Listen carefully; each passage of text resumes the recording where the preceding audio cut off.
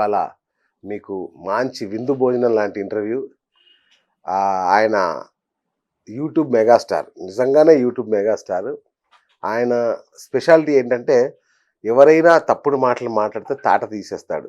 కౌంటర్లు ఎన్కౌంటర్తో యూట్యూబ్ని అల్లాడిస్తాడు. ఆధ్యాత్మికత ముసుగులో ఈ ప్రమోషన్లు చేసేవాళ్ళు, లేదంటే తప్పుడు పరిహారాలు చెప్పేవాళ్ళు, వీళ్ళకి మాత్రం మామూలుగా ఉండదు. ఆయన ఒక్కసారి వీడియో పెట్టాడంటే సో ఆయన ఎవరు మీకు ఈ పాటికి, ఎందుకంటే ఆయన వన్ అండ్ ఓన్లీ అలాంటి వాడు. యూట్యూబ్లో ఒక్కడే ఉన్నాడు, ఆయనే మన చిర్రావూరి గారు. సో చిర్రావూరి తెలుసు కదా, ఛానల్ తెలుసు, ఆయన మీ అందరికీ తెలుసు. ఇదిగో మన ముందున్నారు, అలా నిండు స్వరూపంతో చిరునవ్వుతో. మీ నవ్వు సార్ ఇక టాప్, అల్టిమేట్. చాలా చాలా ఇష్టం మీ స్టైల్. కానీ మీరు సినిమాల్లో ఉంటుంటే మాత్రం ఎక్కడికో వెళ్ళిపోయారు సార్, అవునా కాదా? అప్పుడప్పుడు అనిపిస్తూ ఉంటుంది కదా, మన అవసరం సినిమాల కంటే ఆధ్యాత్మికానికి ఎక్కువ అని చెప్పి నేను కూడా అనుకుంటూ ఉంటాను.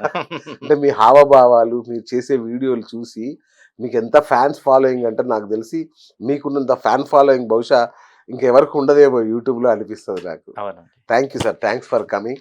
బహుశా మీరు ఇంటర్వ్యూలు కూడా ఎక్కడ ఇచ్చి ఉండరు, తక్కువ. సో ఎలా ఉన్నారు సార్? బాగున్నానండి సార్. నేను ఒక చాలా వెరీ సీరియస్, చాలా ఇంపార్టెంట్ ప్రశ్నతో స్టార్ట్ చేస్తాను. మీరు మీదైన స్టైల్లో మీ హావభావాలతో మాకు సమాధానం కావాలి సార్. ఫస్ట్ ఒక 2-3 ప్రశ్నలు, ఓకేనా sir? Very serious matter. Serious. So కొత్తిమీర ఆదివారం తినొచ్చా? శుభ్రంగా కడిగాం,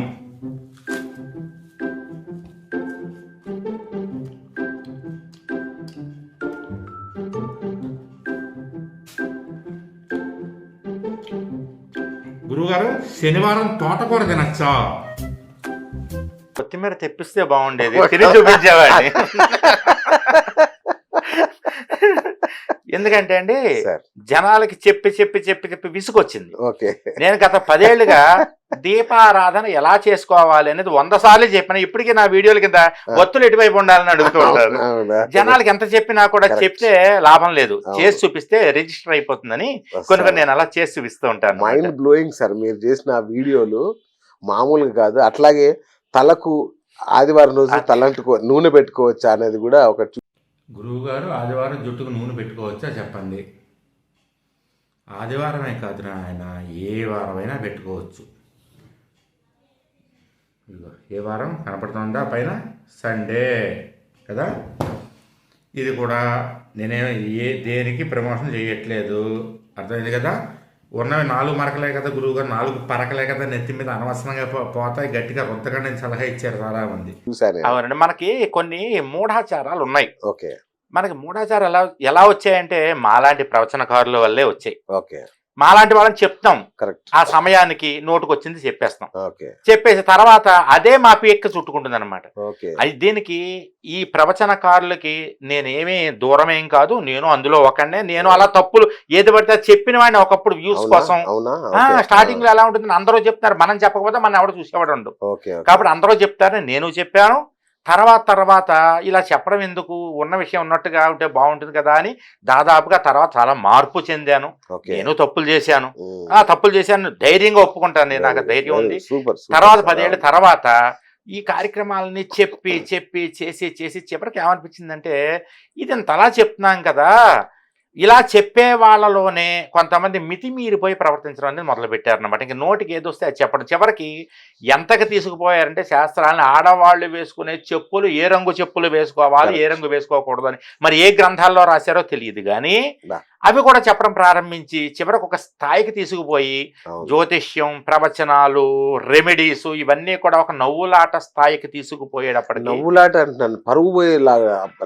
అంటే హిందువులు అయినందుకు బాధపడే స్థాయిలో ఉంటున్నాయి కొన్ని. నిజమేనండి, నేను మొన్న చూసా, ఒక మీ వీడియోలో చూసా, చేతి మీద 246 ఏదో రాసుకుంటే ఏదో అవుద్దని చెప్తున్నారు. 520 రాసుకోమన్నారు. యథార్థానికి 520 కంటే 420 రాసుకుంటే బాగుంటుందని నేను అనుకుంటూ ఉంటాను అనమాట. ఎందుకంటే మనం చేసేది మోసం అని తెలుసు. ఏంటది సింకా? ఇంకా నయ్యం లెట్రిన్లో పెట్టలేదు. చివరికి ఎలా తయారైపోయిందంటే ఏది చెప్తే అది జనాలు నమ్మడం, ఎవరు పడితే వాళ్ళు చెప్పడం, ఒక ఆథెంటికేషన్ అనేది లేకుండా చేయడం అనేది. దాని గురించి నేను గత కొన్ని రోజులుగా, కొన్ని నెలలుగా ఈ ఆథెంటికేషన్ లేని వాటి మీద యుద్ధం అనేటటువంటి తిరగబడ్డం మొదలు పెట్టానండి. ఎందుకంటే మనిషి అనేవాడు ఎప్పటికప్పుడు అప్డేట్ అవుతూ ఉండాలి, మారుతూ ఉండాలి. ఎప్పుడు ఒకటే మోసలో ఆటవిక రాజ్యంలోనే ఉంటామంటే ఎలాగా? మనం జనబాహుళ్యంలో కలవాలి, డెవలప్ అవ్వాలి, జనాల్లో ఉన్న మూఢనమ్మకాలను తొలగించాలి. అలాగని చెప్పి శాస్త్రాలని తప్పు అని అన్నాం, రెమెడీలని తప్పు అని అన్నాం. రెమెడీలు సాల్ట్ లాంటివండి, ఉప్పు లాంటివి అని నా అభిప్రాయం అండి. మనం వంట అంతా చేసుకున్నాక, అంటే పూజ అంతా మన ధర్మం ఆచారం అంతా చేసుకున్నాక ఆ వంటలో ఎంత ఉప్పు కావాలో అంతే వేసుకోవాలి. రెమెడీ కూడా అంతే. అంతే తప్ప మొత్తం అంతా అన్ని రెమెడీస్ అంటే వంట మొత్తం ఉప్పు వేసినట్టుగా అవుతుంది అనమాట. కాబట్టి నేను అనేది ఏంటంటే ఉప్పుని మనం ఎంత జాగ్రత్తగా వాడుకుంటామో రెమెడీస్ని కూడా అంత జాగ్రత్తగా వాడుకోవాలి అనేటటువంటి నా అభిప్రాయం అండి. నిజంగా కరెక్ట్ సార్. మీరు నాకే మీ వీడియోలు చూస్తుంటే ఎంత కోపం వస్తుంది. మొన్న ఒకటి చూసా, మీకు ఏమైనా అవుద్దని భయపడ్డా. ఆ భార్యాభర్తలు అన్యోన్యంగా ఉండాలి అంటే మంచం కోళ్ళ కింద నిమ్మకాయ పసుపు కుంకుమ పెట్టాలని. నా కర్మ కాలిపోయి ఇవాళ వీడియో చూసా ఇన్స్టాగ్రామ్ లో. ఓ మహాతల్లి పూజల గురించి చెప్తుంది, నాకు చెప్తోంది భార్యాభర్తలు అన్యోన్యత బాగుండాలంటేట, సంసారం సజావుగా జరగాలంటేట, ఒకళ్ళ మీద ఒకళ్ళకి అనురాగం బాగా పెరగాలంటేట, పడుకోబోయే ముందు మనసానికి 4 కోళ్ళకి 4 నిమ్మకాయలు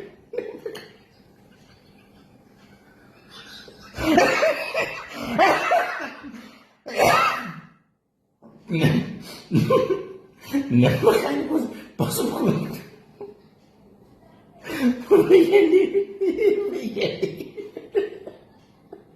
యథార్థానికి నాకు నిజంగా మీరు నవ్వే విధానం చూసి బాబోయ్ మీకేమన్నా నేను దాదాపుగా నవ్వనండి.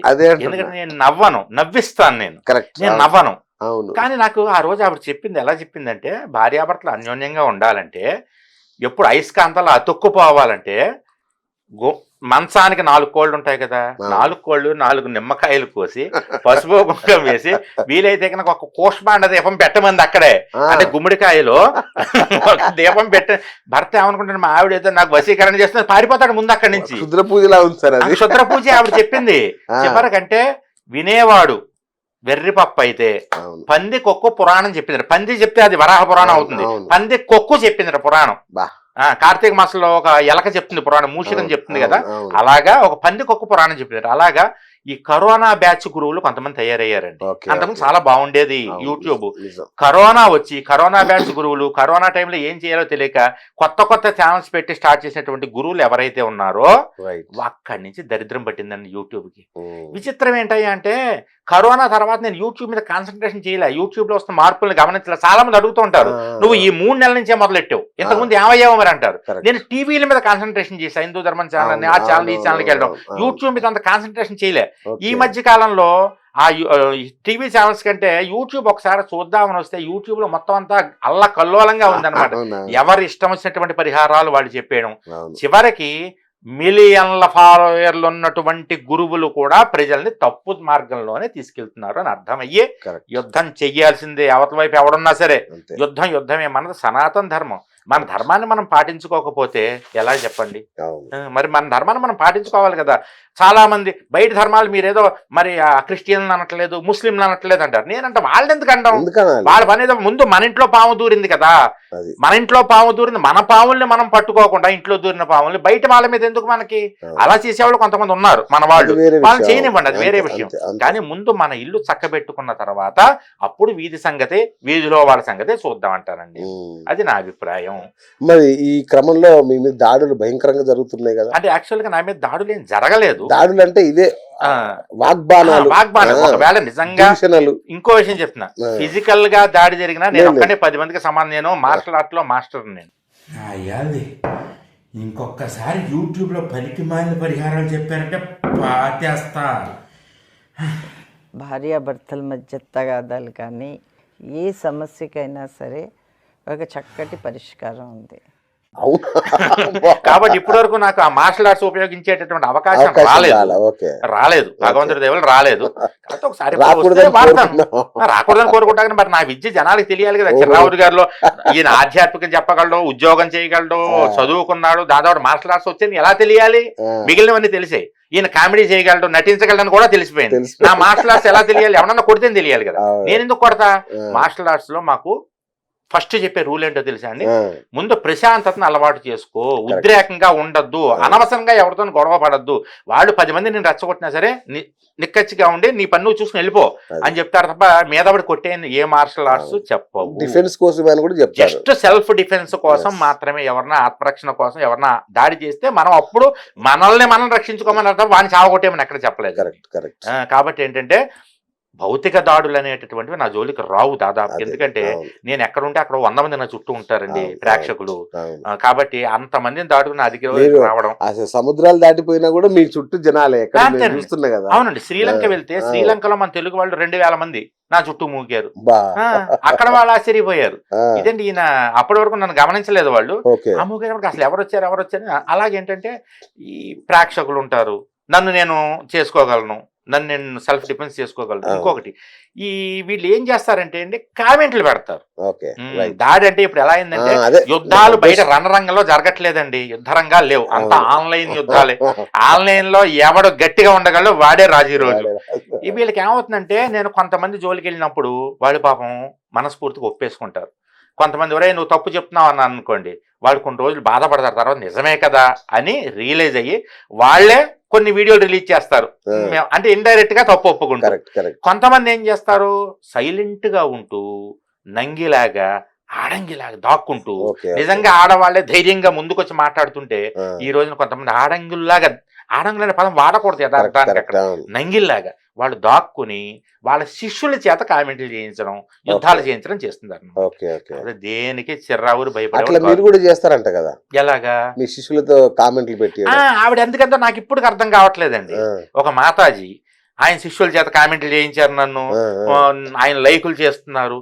లైకులు అంటే నా దగ్గర ఒక లక్షణం ఉందండి, నేను ఒక వీడియో చూస్తున్నప్పుడు ఆ వీడియో నచ్చితే వెంటనే కింద కామెంట్ పెట్టేస్తాను, చాలా బాగుందమ్మా జయం అని పెడతా. అది ఎవరు అవతల వాళ్ళు ఏంటని చూసుకోను.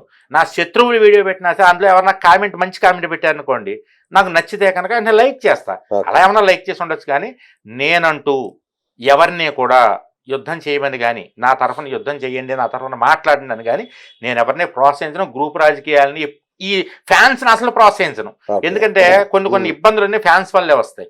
అందుకే నేను ఇప్పటివరకు ఫ్యాన్స్ ఎప్పుడు, కాకపోతే ఒక విషయం నాకు తెలిసింది, నన్ను అవతల వాళ్ళు చేసే టార్చర్ తట్టుకోలేక మా ఫ్యాన్స్ వెళ్ళి వీప్స్ ఆఫ్ చేసి వచ్చారని అయితే తెలిసింది. కాకపోతే దాని గురించి పూర్తి వివరాలు నాకు తెలియవు, దాని గురించి నేను ఏ విధంగానూ దాని వెనకాల లేను. వాళ్ళు తట్టుకోలేక వెళ్ళి వాళ్ళు ఏమన్నా అన్నారేమో నాకు తెలియదు. Okay okay. అట్లాగే ఇంకొక ఆయన అన్నాడు, నువ్వన్న పతిత్వా ఈ యొక్క సనాతన హిందూ ధర్మం నువ్వు పరిరక్షకుడివా, నువ్వు ఒక్కడివే, నువ్వు చేసేది అది కాదా అని ఒక మాట అన్నాడు. అది బాగానే చూసారే యథార్థానికి ఆయనకి నాకు ఏ గొడవ మీ ఫ్యాన్ సార్ నేను. సంతోషం. యథార్థానికి నేను యుద్ధం చేసేవాడు ఎవరితోటి నాకు వ్యక్తిగతంగా ద్వేషం లేదండి. ఆయన కూడా ఆయన ఎప్పుడు 2016లో విచిత్రం చూడండి, ఆయనే చెప్పాడు, అదే వీడియోలో చెప్పాడు. ఆయన ఓ రోజు ఇంట్లో హోమం చేసుకుంటున్నట్టు, ఫేస్బుక్ వచ్చిన టైం కొత్త, ఆయన హోమం చేసుకుంటే ఫేస్బుక్ లో లైవ్ ఇచ్చుకుంటున్నట్టు ఆయన వీడియోలోనే ఉంది. ఇచ్చుకుంటున్నప్పుడు నేను వెళ్ళా అంట, సూపర్ జయం అని పెట్టా అంట, నాకే గుర్తులేదు. ఆయన నమస్కారం గురువు గారిని ఆయన పెట్టేట, ఆయన చెప్పేట లైవ్ లో నమస్కారం గురు సంతోషం. నేను చెప్పాను కదా ఇందాక, నాకు నచ్చితే ఏదైనా వెంటనే కామెంట్ పెడతానండి. అయితే ఆయన్ని నేనే ఏం అనలేదు యథార్థానికి. ఆయన ఏమన్నాడంటే ఇక్కడ ఈ నెంబర్ రాసుకోండి, ఇక్కడ 45 నెంబర్ రాసుకోండి, ఇలాంటివేవో చెప్పాడు. నేను ఒక్క కామెంట్ లేదండి అందులో, నేను కామెంటే చేయలేదు, జస్ట్ ఇలా చూస్తూ ఉంటాను. ఆయన ఇంట్రెస్ట్ గా చెప్తూ ఉంటారు, వెంటనే ఒక్క నిమిషం నిర్లిప్తంగా ఉండి చుట్టూ వెతుక్కుంటాను అనమాట. ఇలా ఆయనకి నేను చుట్టూ వెతుక్కున్నందుకు బాధ రాలేదుట, మొగుడు తన్నినందుకు కాదు, తోటుకోళ్ళు తొంగు చూసినందుకు బాధ వచ్చినట్టుగా కింద కామెంట్లు గురువు గారు కర్రమ్మంటారా అని చెప్పి వాళ్ళ కామెంట్లు పెట్టారట కింద. దానికి ఆయన బాధ కలిగి నన్నే అంటావా, నువ్వేమన్నా పత్తిత్తువా, నువ్వేమన్నా సత్యహరిశ్చంద్రుడివా అన్నాడు.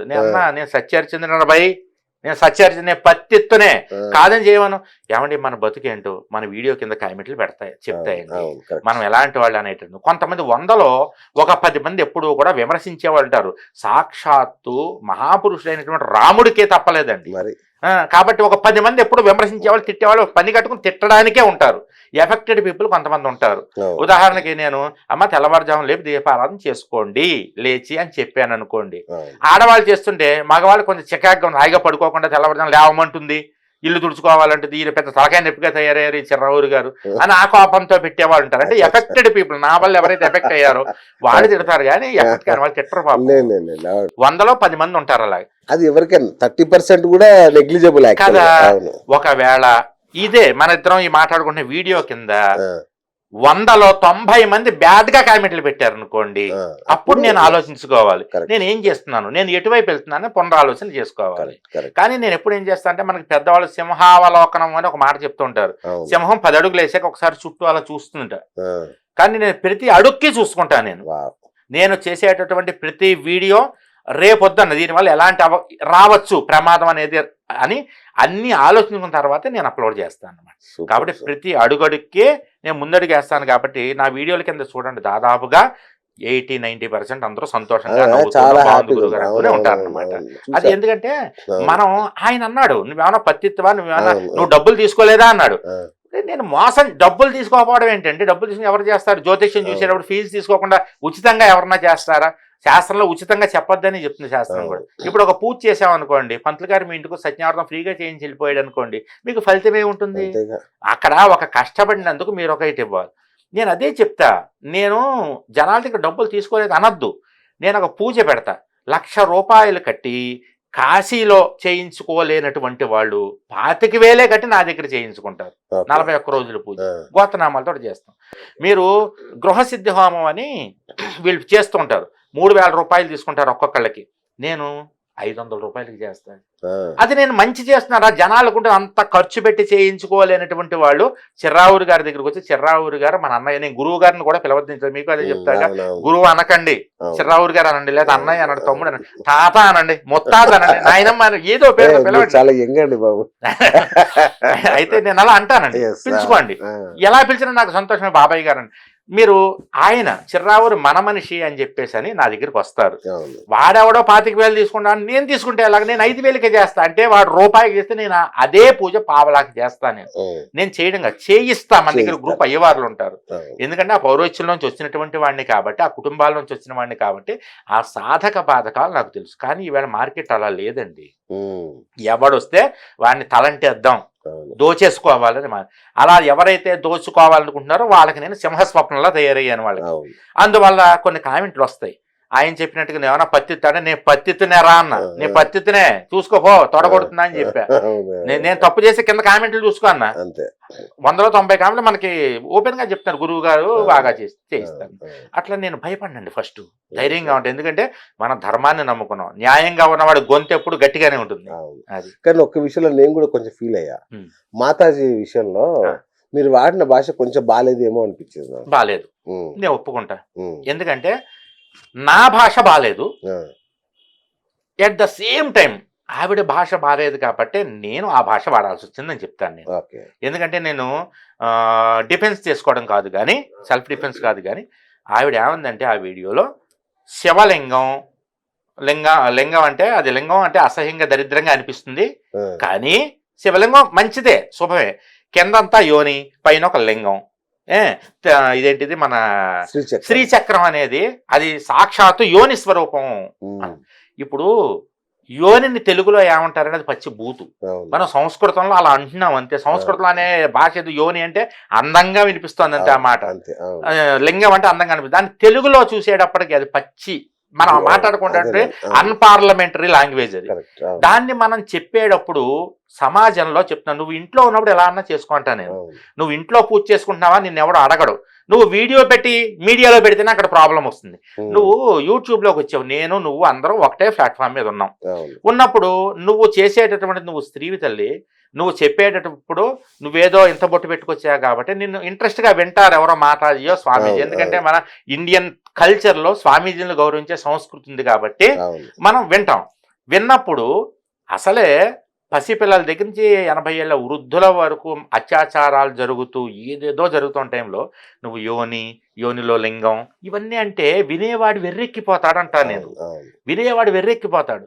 కాబట్టి అలాంటి మాటలు మాట్లాడద్దు అని కొంచెం ఘాటుగానే, నువ్వు ఇలా మాట్లాడుతున్నావంటే ఏదో ఇంతకు ముందు జీవితం మర్చిపోలేకపోతున్నావేమో. యథార్థానికి ఆవిడకి పెళ్ళయి భర్త పిల్లలు ఉన్నారట. నేనంటే ఆ డ్రెస్ చూసి నేను ఆవిడ సన్యాసి అనుకున్నా. దానికి నేను మనస్ఫూర్తిగా ఒక వీడియోలో చెప్పేసాను కూడా. ఇంతకుముందు ఇంటర్వ్యూలోనే నేను అన్నాను కూడా. నేను అలా అనుకోలేదు, ఆవిడ సన్యాసిని అనుకున్నాను, ఇంతకుముందు జీవితం గుర్తొస్తుందేమో, సంసారం గుర్తొస్తుందేమో అన్న, అది కూడా తప్పు కదా యథార్థానికి అని చెప్పి అన్నాను అనమాట. కాబట్టి కొన్ని విషయాల్లో ధ్వనించిన విధానం వేరుగా ఉంది. నేను నా ప్రవర్తన మీ మాటను బట్టి ఉంటుంది. మీరు నా మీద ఒక రాయి వేస్తే నేను ఒక రాళ్ళ గుట్ట వేసేస్తా, ఇదే చెప్తాను ఎక్కడికి వెళ్ళినా. సరే, ఎంత మార్షల్ ఆర్ట్స్ వస్తే మాత్రం మీరు భయపడకపోతే ఎలా? అంటే అలాని కాదులేండి, కానీ సమాజం బాగాలేదండి, సమాజం పరిస్థితి బాగాలేదు. ఇలాంటప్పుడు మనం మాట్లాడే ప్రతి మాట కూడా చాలా జాగ్రత్తగా మాట్లాడాలి. జనంలోకి వెళ్ళే మాటలు 2009లో గరికపాటి గారు దరిద్ర నారాయణుడు అనేటటువంటి ఒక కామెంట్ చేసి దాని గురించి జనాల్ని నవ్వించడం కోసమని ఆయన కవి, ఆయన చెప్పినటువంటి మాటలు 2024లో, అంటే ఎన్నేళ్ళ తర్వాత, సుమారు 15 సంవత్సరాల తర్వాత బయటకు రచ్చ అవుతుంది ఇప్పుడు. కాబట్టి ఎప్పుడో మనం మాట్లాడిన మాట ఎప్పుడుకో బయటికి రావచ్చు.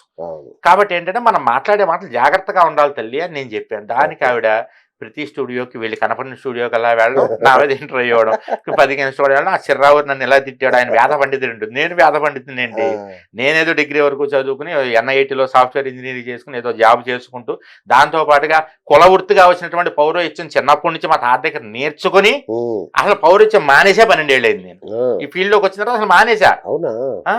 కాబట్టి ఏంటంటే నేనేది ఏంటంటే, ఇప్పటికి మీరు వేదంలో చాలా విషయాలు మంచి బ్రహ్మాండం కోట్ చేస్తారు, డీకోడ్ అంటే చెప్పడం వరకు పెద్దలు చెప్పింది విని పుస్తకాలు చదువుతూ ఉంటాను కాబట్టి చెప్తుంటానండి. నేను చాలా సూక్ష్మమైన విషయాలు కూడా విన్నాను మీ దగ్గర నుంచి. తెలియాలండి జనాలకి. ఎందుకంటే ఆకాశాత్ పతితంతోయం యథాగచ్చతి సాగరం సర్వదేవ నమస్కారం కేశవం లేదా శంకరం ప్రతిగచ్చతి. ఆకాశం నుంచి కొన్ని కోట్ల చినుకులు పడతాయి కదా, కానీ ఆ పడిన చినుకులన్నిటినీ కూడా సగం భూమి లాగేసుకుంటుంది. మిగిలినటువంటివి పిల్ల కాలువలుగా, వాగులుగా, వంకలుగా వెళ్ళి, నదులుగా వెళ్ళి సముద్రంలో కలుస్తాయి. అలాగే మనం ఏ మంత్రం చెప్పినా, ఏ నామం పలికినా, ఏ కీర్తన చేసినా సరే అవన్నీ కూడా అంత్యంగా సర్వదేవ నమస్కారం. మీరు ఏ దేవుడికి నమస్కారం చేసినా కేశవం విష్ణుమూర్తికే చేరుతుంది, శంకరం ప్రతిగచ్చతి శివుడి దగ్గరికి వెళ్తుంది. కాబట్టి మనం చెప్పడం ఏం లేదండి, మనం చెప్పడం వరకే. కాకపోతే వచ్చిన గొడవ ఏంటంటే, మనం మంచి చెప్తే మనకి 1,00,000 వ్యూస్ వస్తే, నోటుకు వచ్చినట్టు వాగేవాడికి మిలియన్ల వ్యూస్ వస్తాయి. ఇవాళ అలా ఉందండి, మీడియా అనేది అలాగ ఉంది. ఇప్పుడు మీరు నన్ను ఇక్కడ కూర్చోబెట్టారు, మీరు అడిగారు నన్ను, అయిపోయింది. నేను ఒకటి చెప్తాను, నా తర్వాత ఈ సీట్లో ఇంకొక ఆయన వస్తారు. సగం మీ మీడియా కూడా జాగ్రత్తగా ఉండాలంట. ఈవేళ ఏమైందంటే పొంగాలుగా ఛానల్స్ వచ్చేసి ఎవరో ఒకళ్ళు కూర్చుని ఇవాళ టార్గెట్, ఇవాళ కూర్చోవాలి, 5 వీడియోలు కావాలి, ఇవాళ అప్లోడ్ చేయాలంటే ఎవరో ఒకళ్ళు కూర్చోబెట్టి, సబ్జెక్ట్ ఉన్న వాళ్ళని, లేని వాళ్ళని, హాఫ్ నాలెడ్జ్ కానీ జీరో నాలెడ్జ్ వాళ్ళని కూర్చోబెట్టే పరిస్థితి వచ్చింది. వీళ్ళు ఏం చేస్తున్నారు, నోటుకు వచ్చింది అలా మాట్లాడుతున్నారు. ఈ యూట్యూబ్ చూసేవాడికి ఏదో ఒకటి కనపడుతుంది, అది నిజం అనుకుంటాడు. ఇప్పుడు చిర్రావురు గారు తెలిసిన వాడు చిర్రావురు గారు నమ్ము, చాగంటి ఆయన తెలుసుంటే చాగంటి ఆయన్ని ఫాలో అవుతారు.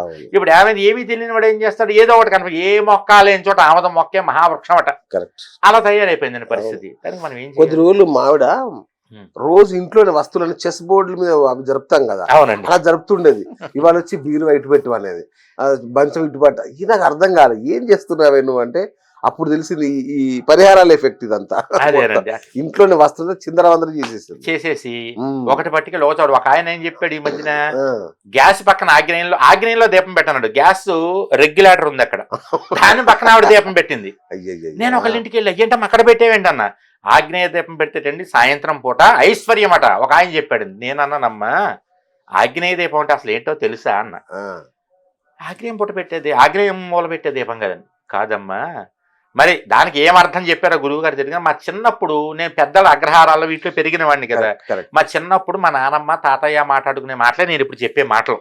నేను మా నానమ్మ తాతయ్య దగ్గరే పెరిగా, అదృష్టవంతులు, గోదావరి జిల్లాలో. కాబట్టి మాకు సామెతలు ఎక్కువే, ఆచారాలు ఎక్కువే. మీ సామెతలు అయితే కడుపుబ్బ నవ్వాలి. ఇంకా మీరు మాట్లాడే సామెతలు ఏదైనా తెలియాలండి అందరికి.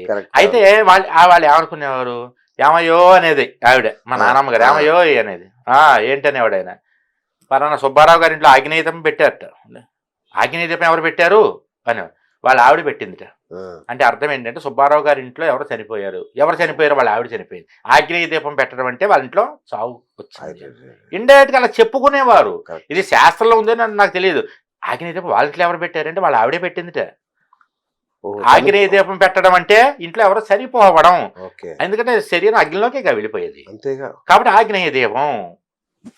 ఊరికి ఈశాన్యం, ఊరికి ఈశాన్యం ఏంటి? శ్మశానం. శ్మశానం. ఊరికి ఉత్తర ఏదో పాట కూడా ఉంది కదా, ఊరికి ఉత్తరం తూర్పు మధ్యలో ఉండే ఈశాన్యం, ఊరికి ఈశాన్యం. ఈశాన్యం బహిర్దేశ అరిష్టన్నర సనమస్తు అని చదువుతూ ఉంటాం. ఈశాన్యంలో ఇంటికి ఈశాన్యం పూజ గది, ఊరికి ఈశాన్యం శ్మశానం. కాబట్టి కొన్ని పదాలు మనం ఈ మధ్యన ఏదో నోటు వేసినట్టు చెప్తున్నారు కానీ వాటి వెనకాల చాలా అర్థం ఉంటుందండి. ఆవిడ అలా పెట్టింది, ఆగ్నేయ దీపం పెట్టింది. ఆ వేడికి రెగ్యులేటర్ అంటుకుని ప్రమాదం జరిగితే ఎవరిది బాధ్యత?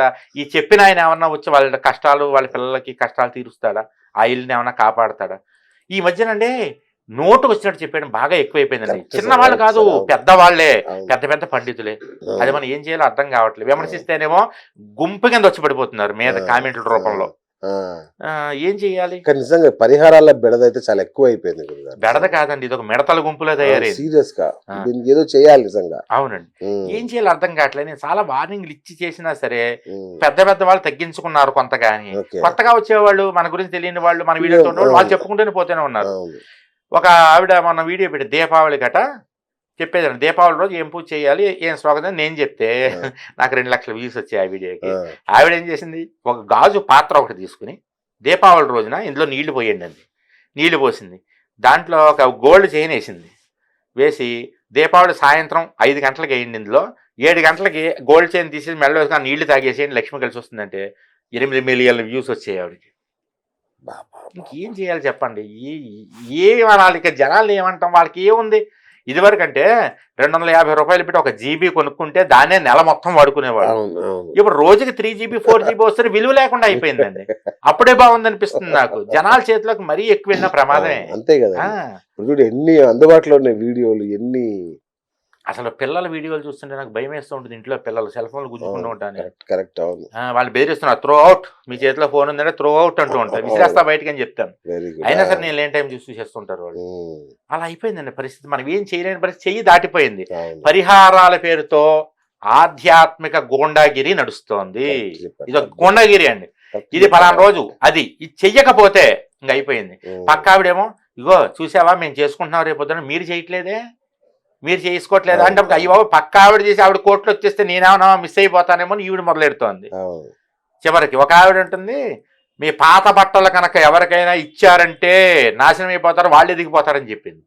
నేను చూసి తర్వాత అసలు బుద్ధి ఉందా లేదా, ఎవడిలా చెప్పింది, మీ పనికిరాని బట్టలు ఏమన్నా ఉంటే చిరుగులు లేకుండా శుభ్రంగా కూడా ఉతికి శుభ్రంగా ఇవ్వండి అంటే అందరూ అవునని చెప్పంటే, తర్వాత ఆవిడ మళ్ళీ ఇంకో వీడియో చేసి చుట్టాలకి ఇవ్వద్దానని బయట వాళ్ళకి ఇమ్మన్నా అని మళ్ళీ చెప్తోంది.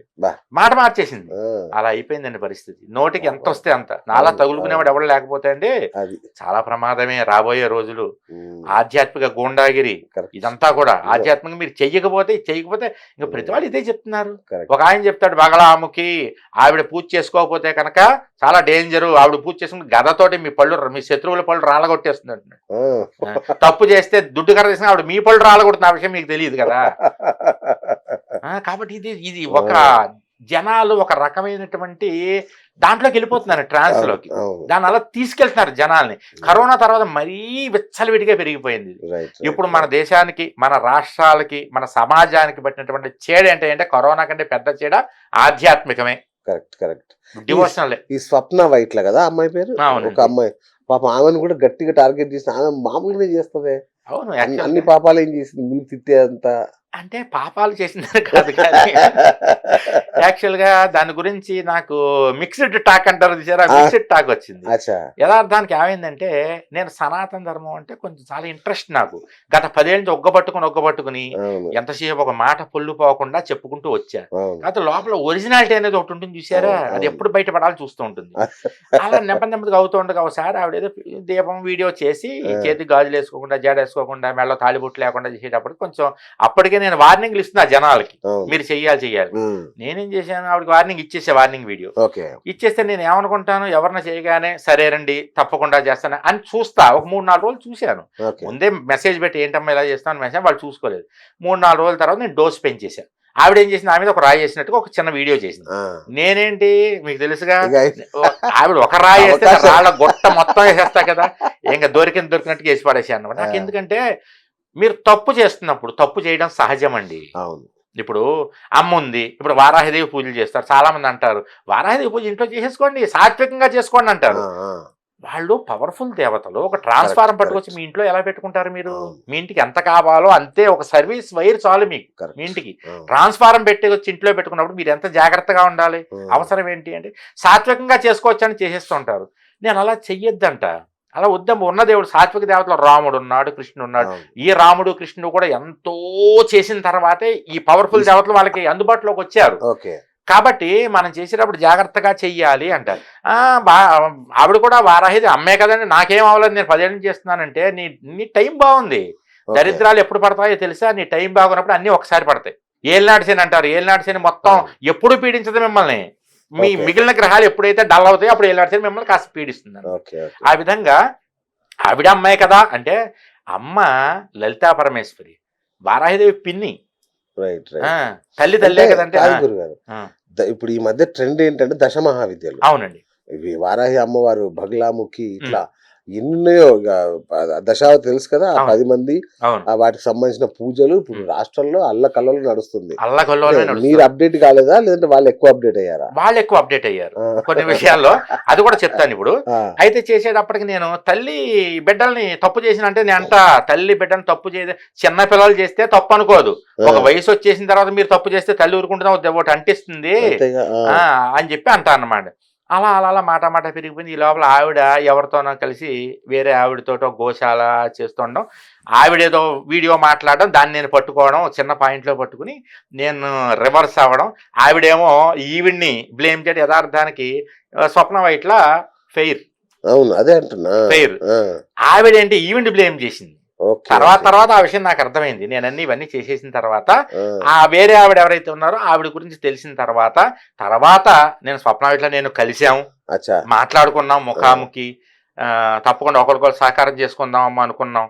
తర్వాత కూడా ఆవిడ గాజులు వేసుకోవడం నాకేం వేసుకోవడం ఇబ్బంది కాదండి, నేను ఫస్ట్ షూటింగ్లకి వెళ్తా కదా, షూటింగ్ మార్చడం కష్టం, ఇంట్లో చీర కట్టుకుని చేయడం అంతా నాకు ఇబ్బంది ఏం కాదు, కానీ 10 పనులు ఉన్నాయి కదా అని చెప్పడం.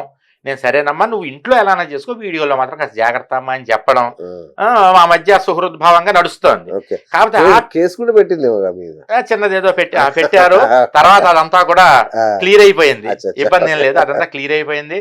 అక్కడికి వెళ్ళాము, మాట్లాడాం. ఆ అమ్మాయి నా మీద ఇబ్బంది పెట్టడం, నేను ఆ అమ్మాయి మీద చేయడం. తర్వాత విచిత్రం ఏంటంటే ముఖాముఖి మాట్లాడుకున్నంతసేపు ఇవన్నీ కూడా చాలా నడిచాయి. కానీ తర్వాత ఏమైంది, ఇప్పుడు మంచి ఫ్రెండ్స్. నా సోదరు ఇలాంటిది అని నేను అన్నాను, మా అన్నయ్య గారే మీరని చెప్పి ఆవిడ వీడియో చేస్తే బాగుండేది. చేద్దాం, త్వరలో చేద్దాం. ఎందుకంటే ఇంకొన్ని క్లియరెన్స్ అవ్వాల్సిన ఉన్నాయి. ఎందుకంటే నేను ఆ అమ్మాయి మీద బ్లేమ్ చేశా కదా. అవతల వైపు ఒక ఆవిడ ఉంది, ఒక మాతాజీ, ఇంకో మాతాజీ. ఈ మాతాజీలది ఇప్పుడంతా రాజ్యం నడుస్తోంది. మాతాజీలు పితాజీలు ఎక్కువయ్యారు మనకి. కాబట్టి ఇదంతా క్లియర్ అయిన తర్వాత తప్పకుండా మేము ఎదురుపడి ఒక వీడియో చేస్తాం. అందులో చూస్తూ ఉండండి కనకధార అండ్ చదువుతూ ఉండండి. సో మామూలుగా రెగ్యులర్ భాషలో కనకధార అని నాకు వచ్చేస్తుంది, కానీ ఒత్తి పలకొద్దు, నేను ఇలాగే ఉండాలని కాదు. ఇది కదా నేను కోరుకున్నది, పిల్లా పాపలతో చల్లగా ఉండు తల్లి, జయం. ఒకటే అంటానండి, ఆ అమ్మాయితో నేను ఒకటే చెప్పా, అమ్మాయి నీకు నాకు వ్యక్తిగతంగా ఎటువంటి ద్వేషం లేదు, కానీ ఆధ్యాత్మిక విషయంలో మాత్రం కొంచెం నాకు ఇబ్బంది ఉంది నువ్వు చేసేదాని వల్ల. కాబట్టి కొంచెం సరి చేసుకుంటాను, ఒక పద్ధతికి అలవాటు పడిపోయా నేను. కాబట్టి ఆ సరి చేసుకోవడానికి కొంచెం టైం పడుతుందండి అని చెప్పి అమ్మాయింది. అవతల వైపు ఈవిడ ఎవరి వల్లనైతే బ్లేమ్ అయిందో ఆవిడ విషయం కూడా కొంచెం క్లియర్ అయ్యాక అన్ని చేద్దాం అనుకున్నా. నాకు వ్యక్తిగతంగా ఎవరితో శత్రుత్వం లేదు. అమ్మవారి టార్గెట్ పెట్టారా లేదా? నేను టార్గెట్ పెట్టలేదు, అమ్మవారికి వదిలిపెట్టేశా. అపరాజితాదేవికి వదిలేసా నేను, అమ్మవారికి ఆవిడే తీసుకొచ్చి పారేస్తుంది, ఇబ్బంది ఏం లేదు. నేను ఎవరి మీద అయితే టార్గెట్ చేశానో వాళ్ళే పరిగెత్తుకుని నాకు దొరుకుతారు వచ్చి. నేను టార్గెట్ చేసినప్పుడు వాళ్ళే నా దగ్గరికి వచ్చి దొరుకుతారు అనమాట. ఇంకెవరినది మీ శత్రువుల లిస్టు? ఇంకొక 4-5 ఉన్నట్టున్నారు కదా ఉన్నారంటారా? అంటే నేను ఎవరైనా శత్రువులు అనుకోవాలి కాదు, పోనీ వాళ్ళు ప్రక్షాళన చేసే క్రమంలో ఉన్నారు మీరు. అంటే అది పెద్ద లిస్ట్ ఉందండి, చాలా పెద్ద లిస్ట్ ఉంది. కానీ ఏమవుతుందంటే జనాలు ఒకటి మొదలెడుతున్నారు, ఏమండి మీలో మీరు ఇలా చేసుకుంటే హిందూ ధర్మం పలసనైపోయి వేరే వాళ్ళు ఇబ్బంది పడిపోతారు అంటే, వేరే వాళ్ళు మన కామెంట్ చేస్తారని గొడవ పడుతున్నారు. చాలా మంది కామెంట్లు పెడుతుంటారు. నేనంటే ముందు మన ఇంటి ప్రక్షాళన చేసుకోకుండా, మన ఇల్లు ఊడ్చుకోకుండా బయటికి ఏం వెళ్తామని నేనంట. సార్ ఇప్పటికే చాలా మంది వల్ల ఇప్పుడు అఘోరి మొన్న చూసాం. అవునండి.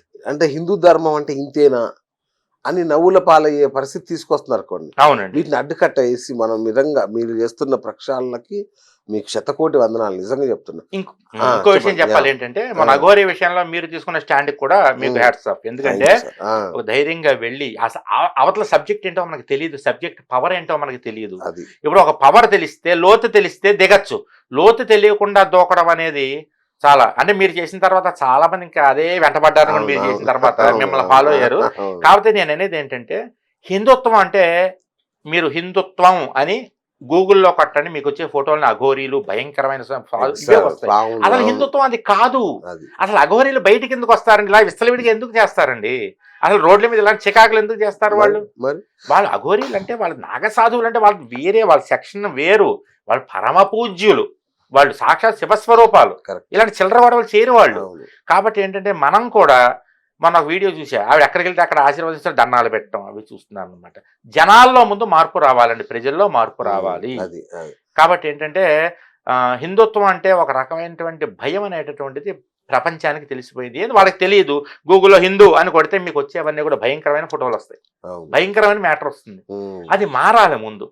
మన హిందూ ధర్మం అంటే, సనాతన ధర్మం అంటే ప్రపంచంలో ఏ మతాలు లేని టైంలో, ఏ ధర్మాలు లేని టైంలో మనది ప్రపంచంలో బట్టలు కట్టుకోవడానికి కూడా తెలియకుండా తిరిగేటటువంటి జనాలు ఉన్న టైంలో మనం పట్టు పీతాంబరాలు కట్టుకుని తిరిగాం. బ్రహ్మాండమైనటువంటి సంస్కృతులన్నీ కూడా మన దాంట్లోనే ఉన్నాయి. ఈజిప్షియన్ సంస్కృతి గురించి చెప్తాం. అదే టైంలో మన వారణాసి ఎంత పురాతనమైందండి, హరప్ప మొహంజోదారో. మనం ఎంతసేపు కూడా సుమేరియన్ మయన్ సంస్కృతి అని చెప్తాం, కానీ అంతకంటే గొప్ప సంస్కృతులు మీ మతాలేవే రాకముందు మన ధర్మం ఉంది కదా. అది నేను చెప్పేది. కరెక్టే సార్. అయితే నాది ఒక చిన్న బాధ ఏంటంటే, ముస్లింలు వాళ్ళ మతాన్ని చక్కగా కాపాడుకుంటారు, క్రిస్టియన్స్ అద్భుతంగా కాపాడుకుంటారు. హిందూ అనేసరికి అది మతమే కాదు ధర్మం అని ఒకరు అంటారు. హిందూ మతం కాదు ధర్మం అంటారు. దాన్ని కాపాడే వాళ్ళే కనబడరు మనకి. దాని పరిరక్షణకు ఇలాంటి కొన్ని పీఠాలు ఇలాంటివి ఉండొచ్చు కాదు, కానీ అవి సామాన్యులకు దగ్గరగా ఉండవు ఆ పీఠాలు ఏవి. అవునండి. ఎట్లా మరి హిందూ ధర్మం నేను చూస్తుంటే నాకు చాలా బాధ కలిగించే అంశం ఏంటంటే, మెల్లిమెల్లిగా క్రిస్టియన్స్ దేశాధిపతులు అవుతున్నారు, రాష్ట్రాధిపతులు అవుతున్నారు. మెల్లిమెల్లిగా హిందుత్వం అనేది మైనారిటీ దశగా మారిపోయింది. ఆల్రెడీ ఈ దేశంలో 10 రాష్ట్రాల్లో హిందువులు మైనారిటీలు. అవునండి. ఈ దేశంలో ఎట్లా మరి దీని పరిరక్షణకి ఏం చేస్తారు? ఇట్లా మీలాంటి వాళ్ళు కొందరే ఉన్నారు. ఎట్లా? మాలాంటి వాళ్ళని చేయడం చాలా కష్టంతో కూడుకున్న పనండి. ఫండ్స్ కావాలి ఫస్ట్, దాన్ని ఏదైనా చేయాలి. ఇప్పుడు ఉదాహరణ మీకు ఒక మాట చెప్తా. అంటే నేను చదివాను, ఎప్పుడో ఒక 15 ఏళ్ల క్రితం చదివాను ఎక్కడో న్యూస్ పేపర్లో. యూరోపియన్లు అమెరికా ఖండం మీద అడుగు పెట్టినప్పుడు అది అమెరికా అని వాళ్ళకి తెలియదు. దాన్ని కూడా ఇండియానే అనుకున్నారు వాళ్ళు. ఇండియా వెళ్దామని బయలుదేరారు ఐరోపా నుంచి. వాళ్ళు ఇండియా వెళ్దామని బయలుదేరి దారి తప్పి అమెరికాలో అడుగుపెట్టి అక్కడ ఉండే వాళ్ళని చూస్తే రెడ్ ఇండియన్లు అన్నారు వాళ్ళని. ఎర్రగా ఉండే ఇండియన్ రెడ్ ఇండియన్స్ అన్నారు. అది కూడా ఇండియా అనుకున్నారు వాళ్ళు. అనుకుని అక్కడ అడుగుపెట్టి వాళ్ళు వెళ్లే సమయానికట ఆయన చెప్పారు, వెళ్ళారు, అక్కడ కలిశారు. తర్వాత అక్కడ ఉండే రెడ్ ఇండియన్లు మైనార్టీలు అయిపోయారు. ఇప్పుడు ఉన్నటువంటి అమెరికన్స్ మొత్తం యూరోపియన్లే, యూరోపియన్ వారసులే అక్కడ ఉన్నారు. అసలు రెడ్ ఇండియన్లో మూలవాసులు లేరు అక్కడ. అలాగే ఏమైందంటే అండి, ఒక మూలవాసి వాళ్ళ లీడర్ చెప్పాడు అన్నమాట, యూరోపియన్లు మా ఖండం మీద అడుగు పెట్టినప్పుడు వాళ్ళు బైబిళ్ళు పట్టుకుని వచ్చారు, చేతులతో బైబిళ్ళు పట్టుకుని వచ్చారు. వాళ్ళ దగ్గర బైబిళ్ళు ఉండేవి, మా దగ్గర పొలాలు ఉండేవి, మొత్తం భూమి ఉండేది. వాళ్ళు వాళ్ళ చేతిలో ఉన్న బైబిల్ని మా చేతిలో పెట్టారు. కళ్ళు మూసుకోండి అన్నారు, ప్రార్థన చేస్తామన్నారు. మేము కళ్ళు మూసుకుని తెరిచే లోపల వాళ్ళ బైబిళ్ళు మా చేతిలో ఉన్నాయి, మా భూములన్నీ వాళ్ళ చేతిలో ఉన్నాయి. నిజంగా ఎంత అర్థం ఉందో చూడండి దాని వెనకాల. కాబట్టి వాళ్ళు ఎక్కడ అడుగు పెట్టినా సరే ముందు బైబిల్తో వాళ్ళు చివరికి నరమానవులు ఎవరో వెళ్ళలేనటువంటి కాంటినెంటల్ దీపాలు ఉంటాయి చూసారా కొన్ని, అలాంటి చోట కూడా వెళ్ళారు వాళ్ళు. నరమాంసం తినేవాళ్ళు మన ఇక్కడ ఉంటారు, అలాంటి వాటిలో కూడా వెళ్ళి ప్రచారం చేయడానికి వెళ్ళిపోయారు వాళ్ళు. కాబట్టి వాళ్ళు ఎంతకన్నా తెగిస్తారు వాళ్ళు. వాళ్ళు చేసింది ఏంటంటే, ఏ దేశం వెళ్ళినా ఫస్ట్ వాళ్ళు చేసే చర్చిలు కడతారు, జైళ్లు కడతారు. మీరు గమనించండి, యూరోపియన్లు ఎక్కడికి వెళ్ళినా సరే ఫస్ట్ చర్చిలు జైళ్లు. చర్చి ముందు వాడిని మానసికంగా లొంగ తీసుకుంటారు చర్చి పేరుతో. రెండోది వాడు లొంగలేదనుకోండి, వాడి మీద కేసు పెట్టి కోర్టుకు లాగి జైల్లో వేస్తారు. ఈ రెండే వాళ్ళు చేసినవి. మూడోది ఉందండి ఒకటి, అదేంటంటే మీ పిల్లల్ని మేము చూసుకుంటామని స్కూళ్ళు కడతారు. వాళ్ళు కట్టినన్ని స్కూళ్ళు వాళ్ళు పెట్టిన హాస్టల్స్ ఎవరు పెట్టారు చెప్పండి? ఎవ్వరు- మనకి మిషనరీస్ ఉన్నాయి కదా, ఎన్ని స్కూళ్ళు ఉన్నాయి మనకి హిందువులకా హిందువులకి చెప్పండి ఒక్కటి ఒకసారి. కూడా లేదుగా. లేదు కదా, లేదు. ఉన్నా కూడా ఎంతసేపు ఎక్కడో ఉంటుంది. ఆ, వాళ్ళు అలా కాదండి, మీ ఇంటి పక్కనే ఉంటుంది ఒక స్కూల్. మా ఇంటి పక్కనే ఉంది ఒక పెద్ద చర్చి స్కూలు, అవును. స్కూలు హాస్టల్, ఫ్రీ చదువు, అవును, ఫ్రీ చదువు. మీరు క్రిస్టియానిటీలోకి వెళ్ళాలంటే వాళ్ళే మీకు ఎదురు డబ్బులు ఇచ్చి తీసుకెళ్తారు. అవును, అదే మీరు హిందుత్వంలోకి రావాలంటే మీరు మాకు డబ్బులు కట్టాలి, పూజ చేయించుకున్నందుకు కట్టాలి, అవును. నేను మీ ఇంటికి వస్తే కట్టాలి, ఆస్ట్రాలజీ చూసినందుకు కట్టాలి, మీరు పూజ చేయించుకోవాలంటే కట్టాలి, మీరు స్కూల్కి కట్టాలి, మీరు చచ్చినా సరే శ్మశానానికి కట్టాలి. కట్టాలి. క్రిస్టియన్స్ అదేం లేదే, వాళ్ళే ఎదిరిస్తారు మీకు. అవును. కాబట్టి ఏంటంటేనండి, వాళ్ళతో మనం పోల్చుకోలేం. వాళ్ళకున్నటువంటి అధికార సంపత్తి కానీ వాళ్ళకున్న ఆర్థిక సంపత్తి కానీ మనకు లేదు. యూరోపియన్ యూనియన్ క్రిస్టియన్ అసోసియేషన్ అనే అసోసియేషన్లో ఒక అసోసియేషన్ వాళ్ళ అమ్మాయి నాకు ఫ్రెండ్గా ఉండేది, ఓకే. ఆన్లైన్లో ఫ్రెండ్ అన్నమాట. ఆ అమ్మాయి చెప్తూ ఉంటుంది అనమాట, కొన్ని కోట్ల యూరోలు మాకు వస్తాయి, దశమ భాగాలను తీసేస్తారు. మన ఇండియాలో దశమ భాగం ఏముందండి నా మొహం. వాళ్ళు అలా కదా, మన వాళ్ళు వచ్చిన ఆదాయంలో బంగారం మీద పెడతారు. అవును. ఫారినర్స్ బంగారం మీద పెట్టరంటే ముందు సగం చర్చికి వేస్తారు. మనం 10%, వాళ్ళు 50% చర్చికి ఇచ్చేస్తారు, బా. వాళ్ళకి ఇచ్చేస్తారు. వాళ్ళ బంగారాల మీద ఆశ లేదు, అవును. వాళ్ళకి ఏం లేదు. ఒక ఇల్లుండి, ఇంట్లో సరిపడా 4 రూపాయలు ఉండి, తర్వాత ఒక హెల్త్ ఇన్సూరెన్స్ ఉంటే చాలు. వాళ్ళకి చాలట, అయిపోయినట్టే. వాళ్ళు అంతే. వీకెండ్స్ లో వెళ్తారు ఎక్కడికైనా సరదాగా అంతే, వెళ్ళినప్పుడు అంతే. ఎంజాయ్ చేయడానికి సరిపడా డబ్బులు ఉండి మిగిలినవన్నీ చర్చికి ఇస్తారు. అలా నడిచినటువంటి ఇప్పుడు మన వాళ్ళు ఏదో అక్కడ చర్చిలన్నీ బార్లు అయిపోతున్నాయి, అపార్ట్మెంట్లు అయిపోతున్నాయి అంటున్నారు. కొన్ని ప్రాంతాల్లో అలా ఉంది, కానీ ఉమ్. యథార్థానికి ప్రపంచం మొత్తం క్రైస్తవం నెమ్మదిగా కబళించుకుంటూ వెళ్తుంది. మరి మనం ఇప్పటికైనా సార్, మేల్కోకపోతే ఎలా? ధూపదీప నైవేద్యాలు లేని ఆలయాలు ఎన్ని ఉన్నాయి మన ఎన్ని దగ్గర? ఉన్నాయండి లక్షల ఆలయాలు కదా. మన ఆ. దేశంలో ఒక ప్రార్థన చేయనటువంటి చర్చ్ ఒకటైనా ఉందా చెప్పండి? లేదు. ప్రతి ఆదివారం సండే స్కూల్ మా ఇంటి పక్కనే ఉంటుంది, మరి ఓ మైక్ ఎట్టుకుని. ఆ, వాళ్ళు అలాగా వాళ్ళు చిన్న పిల్లల్ని గ్రాప్ చేస్తారండి. మీరు ఒకటే గుర్తుంచుకోండి, అవును. క్రైస్తవంలో ముందు చిన్న పిల్లల్ని అట్రాక్ట్ చేస్తారు. మన అవును. పిల్లలు, మనం ఏమనుకుంటాం, మా పిల్లలు బొట్టు లేకుండా మంచిగా షూస్ వేసుకుని డాన్ బాస్కో స్కూల్కి ఎక్కడికో వెళ్తుంది అనుకుంటాం. అవును. అక్కడికి వెళ్ళిన తర్వాత వాళ్ళు ఏం చేస్తారు, వాళ్ళ ప్రభువుకి సంబంధించినట్టు ఓ మై లార్డ్ అని చెప్పిస్తారు. అవును. మన వాళ్ళని చిన్నప్పటి నుంచి అవుతారు. అందుకు నేనేమంటానంటే, నేను చాలా మంది అన్నట్టు మీరు ఎందుకని అంత కామెడీ చేస్తారో, గురుస్థానంలో ఉండి కామెడీ చేస్తారు. కామెడీ చేయడం మీకోసం కాదురా నాన్న, పిల్లల కోసం. Correct. పిల్లల మనసులో నేను ఒక ముద్ర వేస్తున్నా, ఏమని మూఢనమ్మకాల జోలికి వెళ్ళకండి, ఇవి మన సాంప్రదాయాలని కామెడీతో కలిపి చెప్తున్నా. పిల్లల కామెడీకి అట్రాక్ట్ అవుతారు బాల రూపం కాబట్టి. అవును. కాబట్టి వాళ్ళు ఎలాగైతే చిన్నప్పటి నుంచి ప్రార్థన చేయించి మన వాళ్ళ దృష్టిలో సాఫ్ట్ కార్నర్ ఏర్పాటు చేసుకున్నారో, ఉమ్. అదే విధంగా మనం కూడా చిన్నప్పటి నుంచి మనం చేయాలి. మనం చెప్పాం కదా ఏదో గొడవ విషయంలో, అవును. నన్ను ఒక చోటకి పిలిస్తే నేను అక్కడికి వెళ్తే వాళ్ళు పోలీస్ పోలీసులు అందరూ వచ్చాయి, బాబు మేము మీ ఫాలోవర్స్ అండి బాబు, మేము చిన్నప్పటి నుంచి మిమ్మల్ని చూస్తున్నాం అనేటటువంటి స్థితి ఎందుకుంటే, నేను అలా చిన్నప్పుడు రిజిస్టర్ చేసుకున్న పిల్లల మనసులో. Correct. నేను చేసే ప్రతి కామెడీ వీడియో బిట్ చేసినా సరే చిన్న పిల్లల కోసం చేస్తున్నాను. ఉమ్. వాళ్ళని ముందు మనం కంట్రోల్ చేయగలిగితే నెక్స్ట్ జనరేషన్ హిందుత్వం నిలబడుతుందండి. Correct. వీళ్ళు ఎంతసేపు కూడా పెద్దవాళ్ళకండి 60 ఏళ్ళు దాటిన వాళ్ళు ఇంట్లో ఉండేవాళ్ళు మనల్ని చూస్తారు కాబట్టి వాళ్ళకి చెప్దామని అంటున్నారు తప్ప ఆ జనరేషన్ మనం చెప్పక్కర్లేదు. వాళ్ళకి అవసరం అన్ని తెలుసు వాళ్ళకి. చిన్న పిల్లల ఈ Correct. జనరేషన్ కి మనం చెప్పాలి. అవును. వీళ్ళని రాబోయే తరంలో వీళ్ళు వేరే వైపు చూడొద్దు. ఇంకా అవును. మన గణపతి అంటే ఏంటి, మన సుబ్రహ్మణ్య స్వామి అంటే ఏంటి, ఇవన్నీ మనం చెప్తే తల్లిదండ్రులు ఎలాగా చెప్పట్లేదు, ఫోన్ ఇచ్చి కూర్చోబెడుతున్నారు. సార్, గణపతి బొమ్మలు వేసిన చెప్పులు చూసాను నేను అవునండి. మొన్న మీ వీడియోలోనే అనుకుంటా. ఒక అమ్మాయి శివుడిని ఆ. మొత్తం టాటూలు వేయించుకుంది. ఒళ్ళంతా టాటూలు వేయించుకుంది. ఏంటి సార్ ఇది? చాలా ఘోరం అండి, ఆ, చాలా ఘోరం. అలాంటి వాళ్ళకి కొన్ని, ఒక ఆవిడేమో జాకెట్ మీద వెంకన్న బాబు ఎగ్జాక్ట్లీ. వినాయకుడిని అట్లా పెట్టి వేసుకోవచ్చా సార్ తప్పండి, అట్లా? చేసుకోకూడదండి. ఆ. అసలు వీళ్ళు చేసే ప్యాకెట్లు, రైస్ రవ్వ ఉంటుంది, ఇడ్లీ రవ్వ మీద లక్ష్మీదేవి ఫోటో ఉంటుంది. అవును. ఇంకోటి ఉంటుంది, లక్ష్మీ టపాస్ అంట, లక్ష్మీదేవి బొమ్మ ఉంటుంది. లక్ష్మీ బాబులు అలా ఏంటంటే ఇవన్నీ మార్చాలి, కానీ మనం అలవాటు పడిపోయాం. పడిపోయాం. నేను చెప్పేది అదే, కొన్ని వాటికి మనకి తెలియకుండా అలవాటు పడిపోతున్నాం. తర్వాత మనం మాట్లాడడానికి గొంతు లేవదు. అవును. ఇప్పుడు లక్ష్మీ బాంబు కాల్చొద్దురా అంటే ఏమంటాడు వాడు, అవతలవాడు అవును. మందానికే వచ్చిందా, మన దీపావళికి చెప్తావే ఇవన్నీ అంటాడు. అవును. కాబట్టి ఏంటంటే ఎప్పుడైనా సరే మనం చిన్నప్పటి నుంచే మనం ఆ. పిల్లల్ని కనుక కంట్రోల్ చేయగలిగితే, ఇప్పుడు పెద్దవాళ్ళు కూడా పిల్లలకి చెప్పే ఓపిక లేదండి. ఆ, అందుకని ఏం చేస్తారు, పిల్లలకి ఫోన్ ఇచ్చి కూర్చోబెడుతున్నారు. ఓకే. అని నేనేమంటాను, ఎలాగా నువ్వు ఫోన్ ఇచ్చావు కదా నీ పిల్లలకి, ఆ ఫోన్ లో నేను దూరతా. ఉమ్. పిల్లలు చూస్తున్నారు కదా నీ ఫోను, Yes, yes. ఆ ఫోన్ లో నేను దూరి వాళ్ళకి ఏం కావాలో అది నేను చెప్తాను నవ్విస్తూ. Correct. అది నా ప్లాన్. వండర్ఫుల్. అవునండి. సార్, ఇంకొకటి గందరగోళమైన పరిస్థితి ఒకటి నడుస్తుంది. Hmm. నార్త్ కు సంబంధించిన సాంప్రదాయాల్ని పరిహారాల రూపంలోనూ ఇంకో రూపంలో ఇక్కడ చొప్పించేసి ఉం.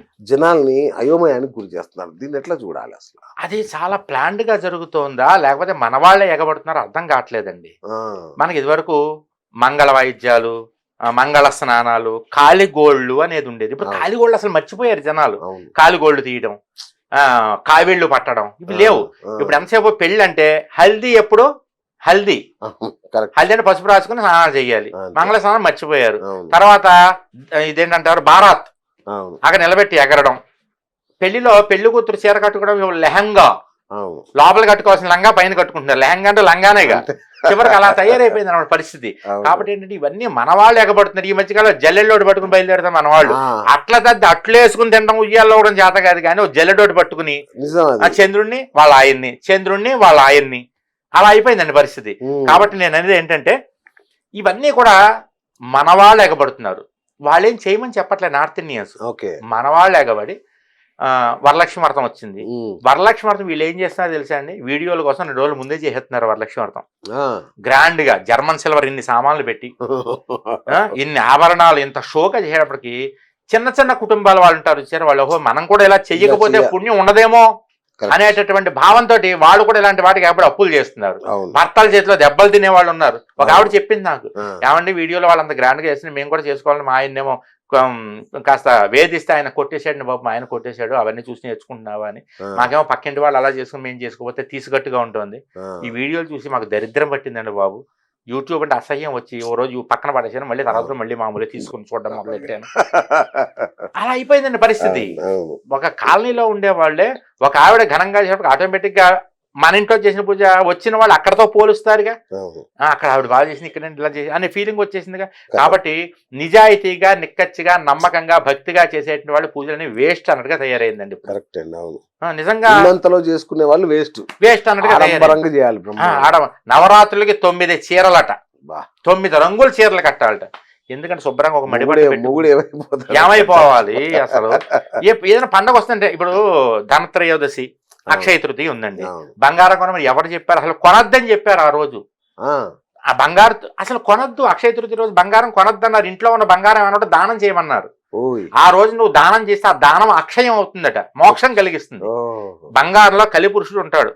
నేను ఇప్పుడు వేసుకున్న ఈ బంగారులో కలిపురుషుడు ఉంటాడు అనమాట. ఆ, నా ఒంటి మీద బంగారం పెరిగే కొద్దీ నాకు గర్వం పెరుగుతుంది. అవును. ఒక ఆయన చెప్పాడు బంగారం వేసుకుంటే గురుబలం పెరుగుతుంది. గురుబలం పెరగదు, మనకు ఒంటి మీద గర్వం పెరుగుతుంది, దాంతోపాటు ప్రమాదం కూడా పెరుగుతుంది మనకి. అంతేగా కదా, మన బంగారం గర్వం ఎక్కువ పెరిగిందంటే ఈ కథమే. ఇంకా అట్లాగే ప్రమాదం కూడా మీరు అన్నట్టుగా. ప్రమాదం కూడా పెరుగుతుంది. అవును. కాబట్టి ఏంటంటే అక్షయ తృతీయ రోజు బంగారం కొనమని చెప్పలే. ఇప్పుడు ధనత్రయోదశి, ధనత్రయోదశి బంగారం కొనొద్దు. అది కథ ఏంటంటే, ధనత్రయోదశి కథ, ఒక అమ్మాయి ఉంది, ఆ అమ్మాయికి పెళ్లి అయింది, ఓ చక్కటి భర్త లభించాడు. అవును. తర్వాత తెరా చూస్తే అతని జాతకం ప్రకారం ఫలానా రోజున మీ ఆయనకి గండం ఉందమ్మా, సర్పగండం ఉంది అన్నారు. ఓకే. అనేటప్పుడు ఏం చేయాలి పరిహారం అని అడిగారు. ఏమీ ఉం. లేదు, కాలనాగు పాము రూపంలో వస్తుంది కాటేయడానికి. ఆ, అందుకని నువ్వేం చేస్తావంటే ఆ రోజు ధనత్రయోదశి తిథి, నువ్వు గుమ్మం బయట దీపాలు పెట్టు, ఇంట్లో దీపం పెట్టు, నీ దగ్గర ఉన్న బంగారం మణులు ఏమన్నా ఉంటే అవన్నీ పట్టుకుని ఆ దీపాల పక్కన గుట్ట కింద పోసేయని చెప్పారు. మీ ఆయన లోపల పెట్టి ఇంట్లో పెట్టన్నారు. సరేనా, ఆవిడ దీపారాధన చేసేసి బంగారం మణులు అక్కడ పెట్టేసింది. భర్తని కాటేయడానికి కాలనాగు వచ్చింది. నాగదేవతలకు ఒక లక్షణం ఉంది, వాళ్ళు మణులు కనపడితే వాళ్ళకి ఇంకా ఆనందం అతిశయం అయిపోతుంది. ఓకే. ఆ మణులు, రత్నాలు, చెడు ఇవన్నీ మా పాతాళంలో ఉండాలి కదా, మా మణులు ఇక్కడికి వచ్చేయండి అని ఒక్క క్షణం కాలనాగు ఏదో పక్కన దీపాలు వెలుగుతున్న దీపాల రిఫ్లెక్షన్ వీటి మీద పడింది, బంగారం మీద, మణుల మీద, అవును. వజ్రాల మీద పడి. ఇదేంటి ఇవన్నీ మా పాతాళంలో ఉండాలి కదా, నేను ఎవరైనా కాటేయడానికి వచ్చానా, పొరపాటున మళ్ళీ నేను పాతాళానికి వచ్చానా? ఆ, పాతాళం ఎక్కడుంది అంటే పొట్టే పాతాళం అట. ఓహో. పొట్టలో పాలు ఎందుకు పోస్తారండి అని అడిగారు. నిజమైన నాగదేవత మనకు కనపడే పాములు కాదండి, నాగదేవతలు వేరు, పాములు వేరు, సర్పాలు వేరు, ఓకే. దేవతా ఆ, సర్పాలు. పామట పుట్టలోకి ఇలా వెళితే సగం తోక బయట ఉండగానే అది పుట్టలో అడిగి అది అది పాతాళంలో ఉంటుందట, తోక భూలోకంలో ఉంటుందట. దాని శాస్త్రం అది. నాగలోకం. ఓకే. ఓకే.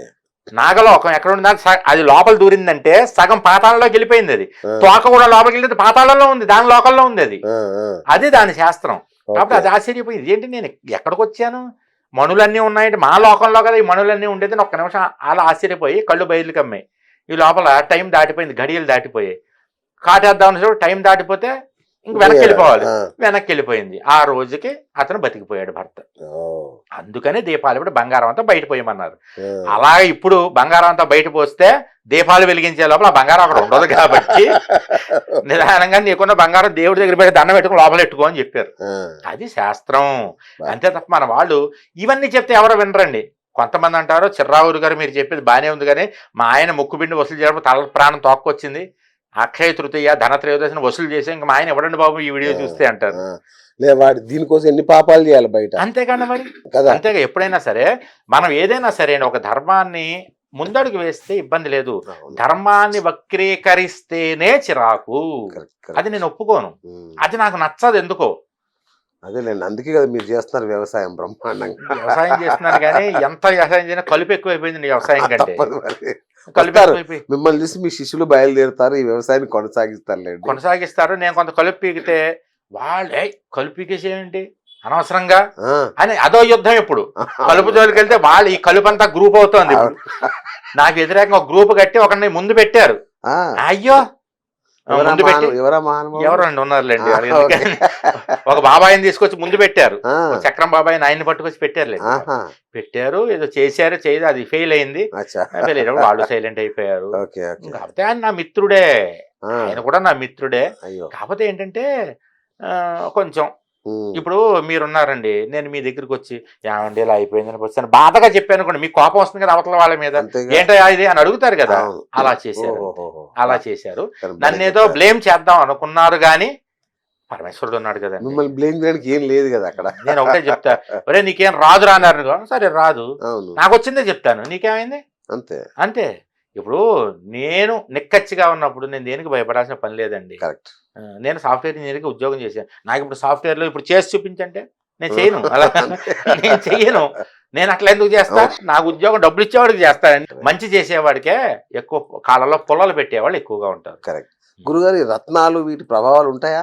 అంటే ఈ రత్నాల ప్రభావం చూపించాలంటే టైం పడుతుందండి. అచ్చా. టైం పడుతుంది. చాలా మంది రాళ్ళు అంటారు, వీటి రత్నాలు ఇవి యథార్థానికి ఇవే. ఇందులోనే రాళ్ళు ఉన్నాయి. మన రత్నం ఏదో రాయేదో గమనించాలి. కాకపోతే ఒక్కొక్కటే ₹1,00,000 పెట్టి కొన్నదైతే కాదు. అవునా? దీని ఖరీదేమో 8,000, ఈ నీలం ఖరీదేమో 4,000, ఈ పుష్యరాగం ఖరీదేమో 3,000.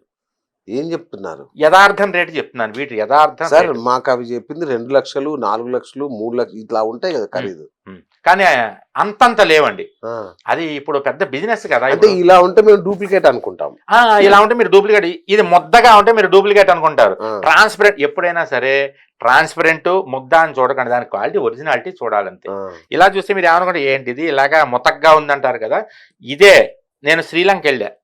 శ్రీలంక మనం వెళ్ళినటువంటి వాళ్ళకి టూరిస్టులకి కండి అని ఒక ఊరు ఉంది. కండి పక్కన రత్నాపుర అని మొత్తం 10 అడుగుల లోపల తగ్గితే మీకు అక్కడ ఇవి దొరుకుతాయి, రత్నాలని దొరుకుతాయి. 3 రత్నాలని కూడా మనకు వచ్చేవన్నీ అక్కడి నుంచి ఎక్కువ వస్తాయి. అయితే ఆ రత్నాపుర అనే ఊరు వెళ్తే అక్కడ వాళ్ళ మ్యూజియంస్ ఉంటాయి. ఎలా తవ్వుతారు ఏంటో అన్ని చూపిస్తారు. చూపించాక లాస్ట్ వాళ్ళు వాళ్ళ షోరూమ్ లోకి తీసుకెళ్తారు. మీకు కావాల్సిన కొనుక్కోండి అంటారు. నేను రత్నం అడిగా, ఇది పుష్యరాగం ఎంత అంటే ఒక చూపించి 16 లక్షలు సార్, ఇదన్న వాళ్ళ కరెన్సీలో 16 లక్షలు, మన కరెన్సీలో 4 lakhs కదా. నేను చేతి నుంచి చూసి ఇది ఎంత ఉంటుందన్న, ఇలా చూసి అది లోపల పెట్టేసుకున్నాడు. దీనికంటే మీదే బెస్ట్ సార్ అన్నాడు. అక్కడ చూసి ఒక నిమిషం చెక్ చేసి ఇదే బెస్ట్ ఎంతకి తీసుకున్నాడు. నేను 3,000కి తీసుకున్నాను అయ్యా అన్న. అనేటప్పటికైనా ఉంటుంది సార్ కావచ్చు అన్నాడు. ఇంకేం చేయాలి? 4 లక్షల రూపాయలు చెప్పింది మన కరెన్సీలో, ఒక్కసారిగా 3,000 రూపాయలు కొనండి ఉండొచ్చు, మీరు ఆస్ట్రాలజర్ కాబట్టి మీకు దొరుకుతాయి అలాగా అన్నాడు. అంటే ఈ లెక్కన ఎంత మోసపోతున్నాము. సాధారణమైనటువంటి సామాన్య వ్యక్తే ఎంత మోసపోతున్నాడు. ఇప్పుడు మీరే అన్నారు 2 లక్షలు 3 లక్షలు అని, అంటే ఎంత మోసపోతున్నట్టు మీరు. అంతేగా సార్. ఇది నేను 50,000 పెట్టి కొనుక్కున్నాను పగడం. యథార్థానికి 5-6 వేలు.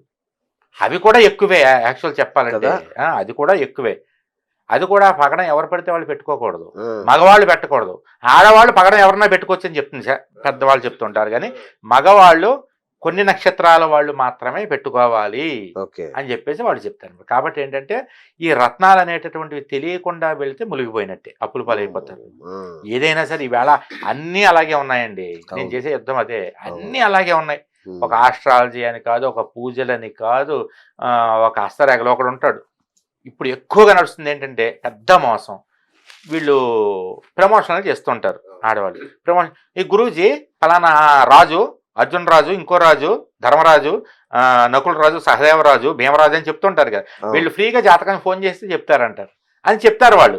వాళ్ళకే 25,000 తీసుకుంటారు అలా చెప్పినందుకు ఒక వీడియోకి, అయిపోతుంది. వాళ్ళని ఫాలో అయ్యే వాళ్ళు ఉంటారు. ఈ నెంబర్ ఏదో ఫ్రీ అంటున్నారు కదా, ఆవిడే చెప్తోందంటే ఈయన ఎంత గొప్పవాడో అని చెప్పేసి నా నెంబర్కి ఫోన్ కొడతారు. అవతల వాడు మాట్లాడతాడు, సరేనమ్మా ఒక 500 కట్టు, నేను ప్రశ్న వేసేస్తా అంటాడు. 500 ఫోన్పే చేస్తారు. అయ్యి బాబాయ్ నీకు పెద్ద గండం ఉంది, అది ఏ వైపు నుంచి వస్తుందో ఆ పేరు చెప్తాను, పేరులో మాత్రం చెప్తాను, ఒక 1000 రూపాయలు కట్టు అంటాడు. 1000 కడతా. అలా అలా అలా అలా ఒక స్థాయికి తీసుకుపోతారు. వీళ్ళేమో వెనక్కి రాలేరు అక్కడి నుంచి ఫోన్ మీద. అలా అలా అలా 40,000, 50,000, 60,000, 70,000 దాకా తీసుకుపోతారు. అదో పెద్ద బిజినెస్ అండి, ఇప్పుడు చాలా పెద్ద చీటింగ్ అది. మీరు చూడండి, ఒక వీడియో చూస్తుంటే వీడియో ఒకటి చెప్తుంటే గురూజీకి కాల్ చేయండి జ్యోతిష్యం కోసం ఫ్రీ, ఈ నెంబర్ ఇప్పుడే ఫోన్ చేసిన వాళ్ళు జాతకం చెప్పబడను చెప్తారు సరే. ఇప్పుడు ప్రపంచానికి ఉన్నటువంటి అతిపెద్ద సమస్యల్లో మన తెలుగు డివోషన్లకి ఒక రమ్మీ ఒకటి, ఆన్లైన్ గేమ్స్ అదొకటి, ఇదొకటి. మీ దాంట్లో రమ్మీ యాడ్స్ కూడా వస్తున్నట్లే. అంటే రమ్మీ యాడ్స్ అంటే యూట్యూబ్ వేసే యాడ్స్ రావచ్చు, యూట్యూబ్ యాడ్ ఉంటుంది కదా, అది వేసే. అమ్మ నేను ఇప్పటి వరకు ఏది ప్రమోషన్ చేయలేదండి, గత 10 ఏళ్లుగా యూట్యూబ్ లో ఉన్న. ఇప్పటికి కూడా నా వెంట పడుతుంటారు, నేను వేసుకునే డ్రెస్సుల కంపెనీ, ఈ డ్రెస్ కంపెనీ ఉంది కదా, వాళ్ళ దగ్గర ఎక్కువ కొంటాను నేను ఇలాంటివి డ్రెస్సులు. వాళ్ళు అంటూ ఉంటారు, ఏమంటే మీరు ఎప్పుడు మా దగ్గరకు వస్తారు, విజయవాడ వచ్చినప్పుడు కొంటారు మా దగ్గర, మరి మాకు చెప్పొచ్చు కదా, మా పేరు చెప్పి మీకు ఏదో ఒకటి ఇస్తాం కదా. నేను ఎక్కువ లాల్చీలు వేస్తుంటారు సార్, లాల్చీ కంపెనీ వాళ్ళు ఉన్నారు అప్పుడు. వాళ్ళు అంటారు, ఏమంటే మీరు ఎప్పుడు ఇవే వేస్తారు, జనాలు కూడా మిమ్మల్ని గుర్తుపడతారు, మా కంపెనీ పేరు చెప్పండి, మీకు ఎంత కావాలి చెప్పండి అంట. నేను చెప్పనయ్యా, నువ్వు నాకు 1,00,000 రూపాయలు ఇస్తున్నావంటే నువ్వు జనాల దగ్గర నుంచి ఎంత మోసం చేస్తావు, నువ్వు అంతే కదా, నువ్వు నాకు 1,00,000 రూపాయలు వేస్తాడు కదా, కాబట్టి నేను చెప్పను, నేను కట్టుకోవడం వరకే అంట. నేను ఇప్పటి వరకు దేని ప్రమోషన్ చేయలేదండి. ఒక్కటే మనస్ఫూర్తిగా చెప్పేది ఏంటంటే అగరవత్తులు ఒకటే, నూనె గురించి ఒకటే నేను చెప్తాను. ఈ రెండింటి గురించి చెప్తే ఇప్పుడు 2015 కొబ్బరి నూనె కూడా నేను చెప్పనండి. కొబ్బరి నూనె కూడా స్వచ్ఛమైన కొబ్బరి నూనె వాడండి అంటాను తప్ప, నేను కొబ్బరి నూనె పోసుకునేటప్పుడు మీకు ఆ పేరు కూడా వెనక్కి ఉండేలా పోసుకుంటా, ముందు కనపడినేవాడు నేను. ఎందుకంటే చిర్రావురు గారు ఇది వాడుతున్నారు కాబట్టి ఇదే వాడాలేమో ఇలా ప్రమోషన్ చేస్తున్నారంటారు.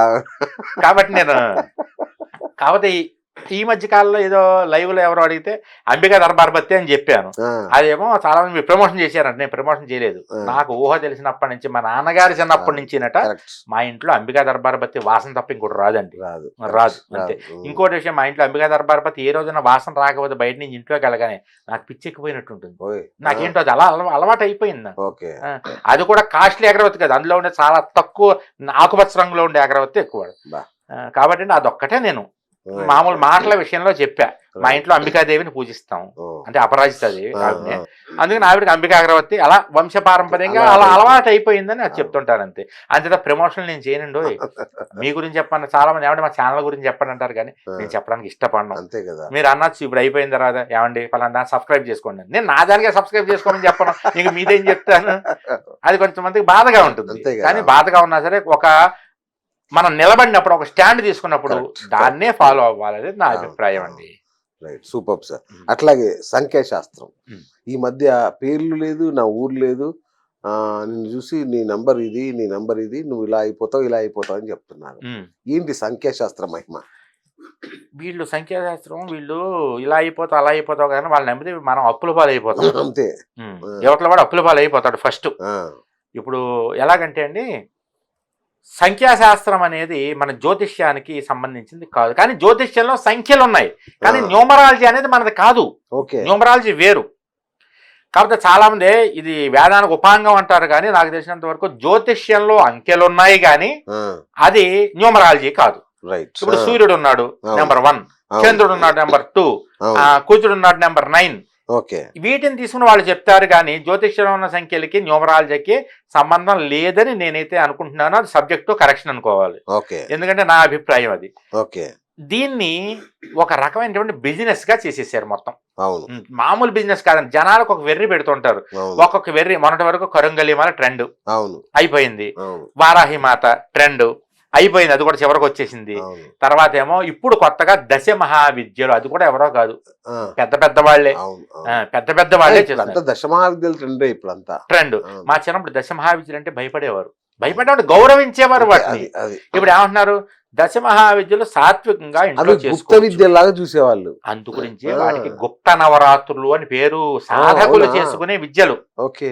ఇప్పుడు నవరాత్రులు ఉన్నాయండి, దేవి నవరాత్రులు, అవి గుప్తంగా చేసేవి కాదు, అందరిని పిలుచుకుని చేసుకునేవి కదా. అవును. గణపతి నవరాత్రులు ఉన్నాయి. మరి వారాహిదేవికి సంబంధించినవి, వీళ్ళకి సంబంధించినవి గుప్త నవరాత్రులను ఎందుకు అన్నారు? అసలు వాటిని గుప్తా అని ఎందుకు అన్నారు? సంసారం గుట్టు, రోగం రొట్టు అన్నారండి. అవును, అవును. సంసారం గుట్టుగా ఉండాలి, రోగం రొట్టు.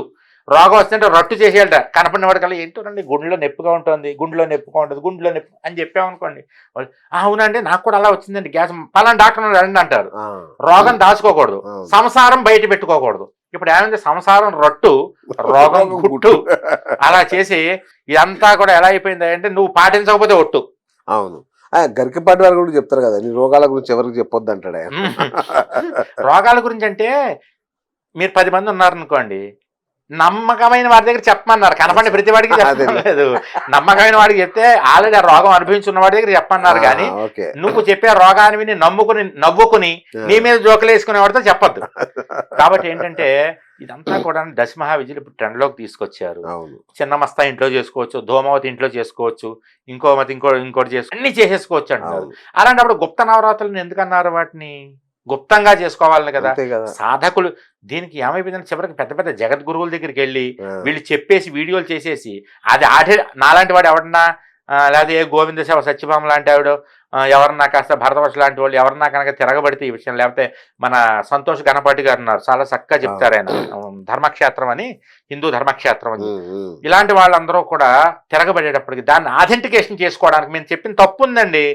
దాన్ని ఆథెంటికేషన్ చేసుకోవాలని ఏం చేయాలి? ఎవరి దగ్గరకో వెళ్ళాలి, పెద్దవాళ్ళ దగ్గరికి.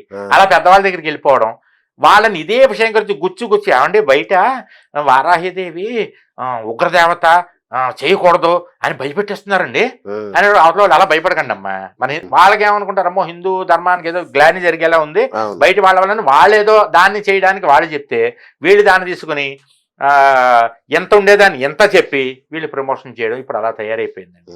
కాబట్టి ఏంటంటే మనకున్న సాత్విక దేవతలు చాలు. సంసారులకి ఏం చెప్పారు తెలుసా అండి? నిత్యదీపం పెట్టుకుని మామూలుగా పూజ చేసుకున్నారు. ఎందుకో తెలుసా? సంసారుల మీద బ్రహ్మచారులు ఆధారపడి ఉంటారట పూర్వకాలం. సన్యాసులు కూడా భిక్షమెత్తుకోవడానికి వీళ్ళంటికి వచ్చేవారు. భవతే భిక్షాందేహి అని సంసారులు ఇంటికి వచ్చి వాళ్ళు చేసుకోవాలి. బ్రహ్మచారులు కానీ ఈ సాధకులు కానీ సన్యాసులు కానీ వీళ్ళు ఒంటరిగా ఉంటారు కాబట్టి వాళ్ళు ఏ పూజైనా చేసుకోవచ్చు. సంసారి సంపాదించాలి బయటికి వెళ్ళి, ఇటు సన్యాసి వచ్చినా భిక్షం పెట్టాలి, బ్రహ్మచారి వచ్చినా భిక్షం పెట్టాలి. మరి ఇందరిని చూసుకునేవాడు ఎన్ని పూజలు చెప్పారంటే సింపుల్ పూజలు చెప్పారు. ఇప్పుడు ఈ యూట్యూబ్లో ఎలా అయిపోయిందంటే అండి, పూజ, దీక్ష, ఉపాసన, సాధన, వీటికి తేడా తెలియకుండా పోయింది. ఆయన ఏం చెప్తాడు? పెద్ద ఆయన పెద్ద గురువు గారు మహానుభావుడు, ఉపాసనగా సాధకులు చేసుకోవచ్చు సాత్వికంగా అని చెప్తే వీళ్ళు ఏమంటున్నారు? ఉపాసన సాధకులు అని చెప్తే పూజ ఎవరైనా అని చెప్తున్నారు. సాధకులు వేరు, ఎవరైనా వేరు. ఇంట్లో పూజ చేసుకోవచ్చు అంటున్నారు. పూజ వేరు, దీక్ష వేరు. పూజ చేసుకుని వెళ్ళిపోయేది పూజ. దీక్ష అంటే 40 రోజులు ఉంటే దీక్ష. ఉపాసన వేరు. చివరికి కాళిదాసును కూడా వాడేశారు వీళ్ళు మార్కెటింగ్ కోసం. కాళిదాసు చేశాడు కదండి, మరి కాళిదాసు కూడా చేసుకున్నాడు కదా. కాళిదాసు ఏమీ రానివాడు, సామాన్యుడంటే ఆయన కొండలు పట్టి కోనలు పట్టి ఉపాసన చేసి సాధన చేస్తే ఆయనకు వచ్చింది అంతే తప్ప ఆయన ఇంట్లో కూర్చొని చేయలేదు. అది వీళ్ళు ఏం చేస్తున్నారు అది చెప్పట్లేదు. ఇప్పుడు ఏదైనా ఒక విషయం ఉందనుకోండి, ఉదాహరణకి శ్రీ సూక్తంలో అలక్ష్మీర్మేన శతాంత్వారుణే అని ఒక ఉంటుంది. ఆ అనేటటువంటి అక్షరం ఉంది కదా, దాన్ని కలిపి చదివేయమంటారు. ముందు దాంట్లో కలిపేసి చదివేయమంటారు. దాన్ని ఏం చేశారు? ఓ పెద్ద గురువు ఒక ఆయన ఉన్నాడు. ఆయన ఏం చేశాడు? ఒక వీడియోలో ఇది ఆ అని విడిగా చదవాలని చెప్పాడు. దానికి ఒక గణాపాటి గారు ఏం చేశాడు? అలా చదవకూడదు, అది ఛందస్సుతో ఉంటుంది కాబట్టి ఛందస్సులో ఇన్ని అక్షరాలను లెక్క ఉంటుంది, లైన్కి అక్షరాలని, కాబట్టి అది కనుక విడిగా చదివితే ఛందస్సు మారిపోతుంది, ఛందస్సు లేనిది వేదమే కాదు కదా అని చెప్పేసి అంటారు. ఈయన ఏం చేశాడు? ఇంకొక పెద్ద ఆయన ఒక ఆయన ఉన్నారు, సామవేదం వారి, ఆయన చెప్పినటువంటి భాష్యాన్ని పట్టుకుని ఆయన చెప్పిన దాన్ని కట్ చేసి ఇదిగో ఈయన చెప్పినట్టుగానే నేను చేశాను అని ఈయన వీడియోలో పెట్టుకున్నాడు. ఈయన చెప్పాడు, ఆయన పెద్ద ఆయనే చెప్పాడు అంటాడు. ఆయన ఏం చెప్పాడని ఆ పెద్ద వీడియో చూసి ఈయన కటింగ్ చేసింది కాకుండా ఇది మొత్తం కలిపి చెప్పాలి. ఒకవేళ కనుక మీరు ఇదంతా కలిపి గుక్క పట్టలేని టైంలో ఆపుకోవాల్సి, ఊపిరి తీసుకోవాల్సి వస్తే ఇక్కడ దాకా ఆపుకుని ఆ అనేది కలుపుకొని చదువుకోవాలని ఆయన చెప్పాడు. ఈయన ఏం చేశాడు, ముందు అంతా కట్ చేసి ఆ దగ్గర నుంచి చదువుకోవాలని ఈయన పెట్టాడు. చూడండి ఎంత తప్పుదావ పట్టిస్తున్నారంటే జనాల్ని.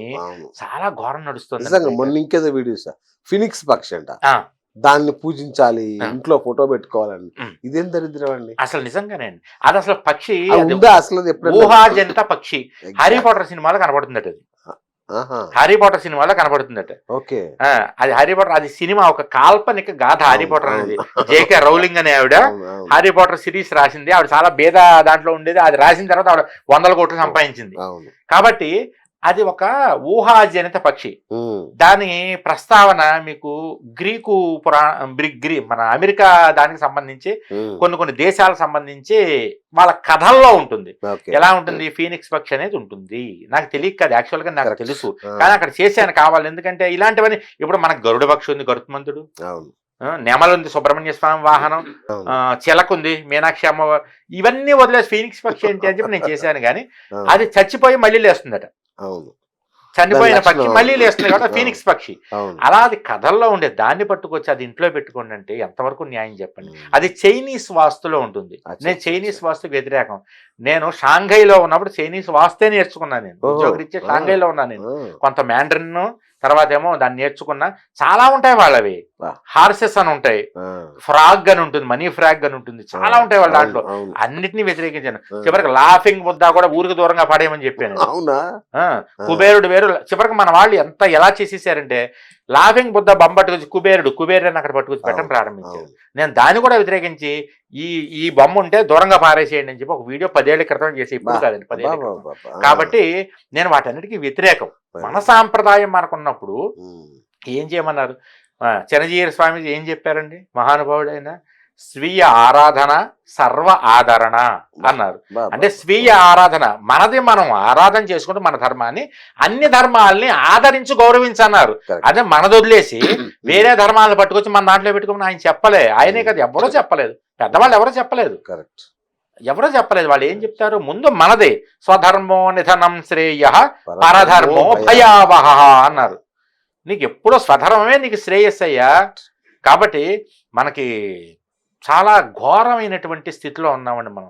కొత్తవి పట్టుకొచ్చి, కొత్త వస్తువులు పట్టుకొచ్చి మనల్ని హిందువు అనేవాడు ఇంక హిందుత్వంలో ఇవన్నీ భరించే కంటే, నేను చెప్పాను కదా, మనం ఒక వీడియో చేశాను, తలకి నూనె రాసుకోవచ్చా అని అడిగారు శనివారం. తలకి నూనె రాసుకొని చూపించి మళ్ళీ కింద ఇంకోటి ఆదివారం రాసుకోవచ్చండి అని మళ్ళీ అదో వీడియో చేశా.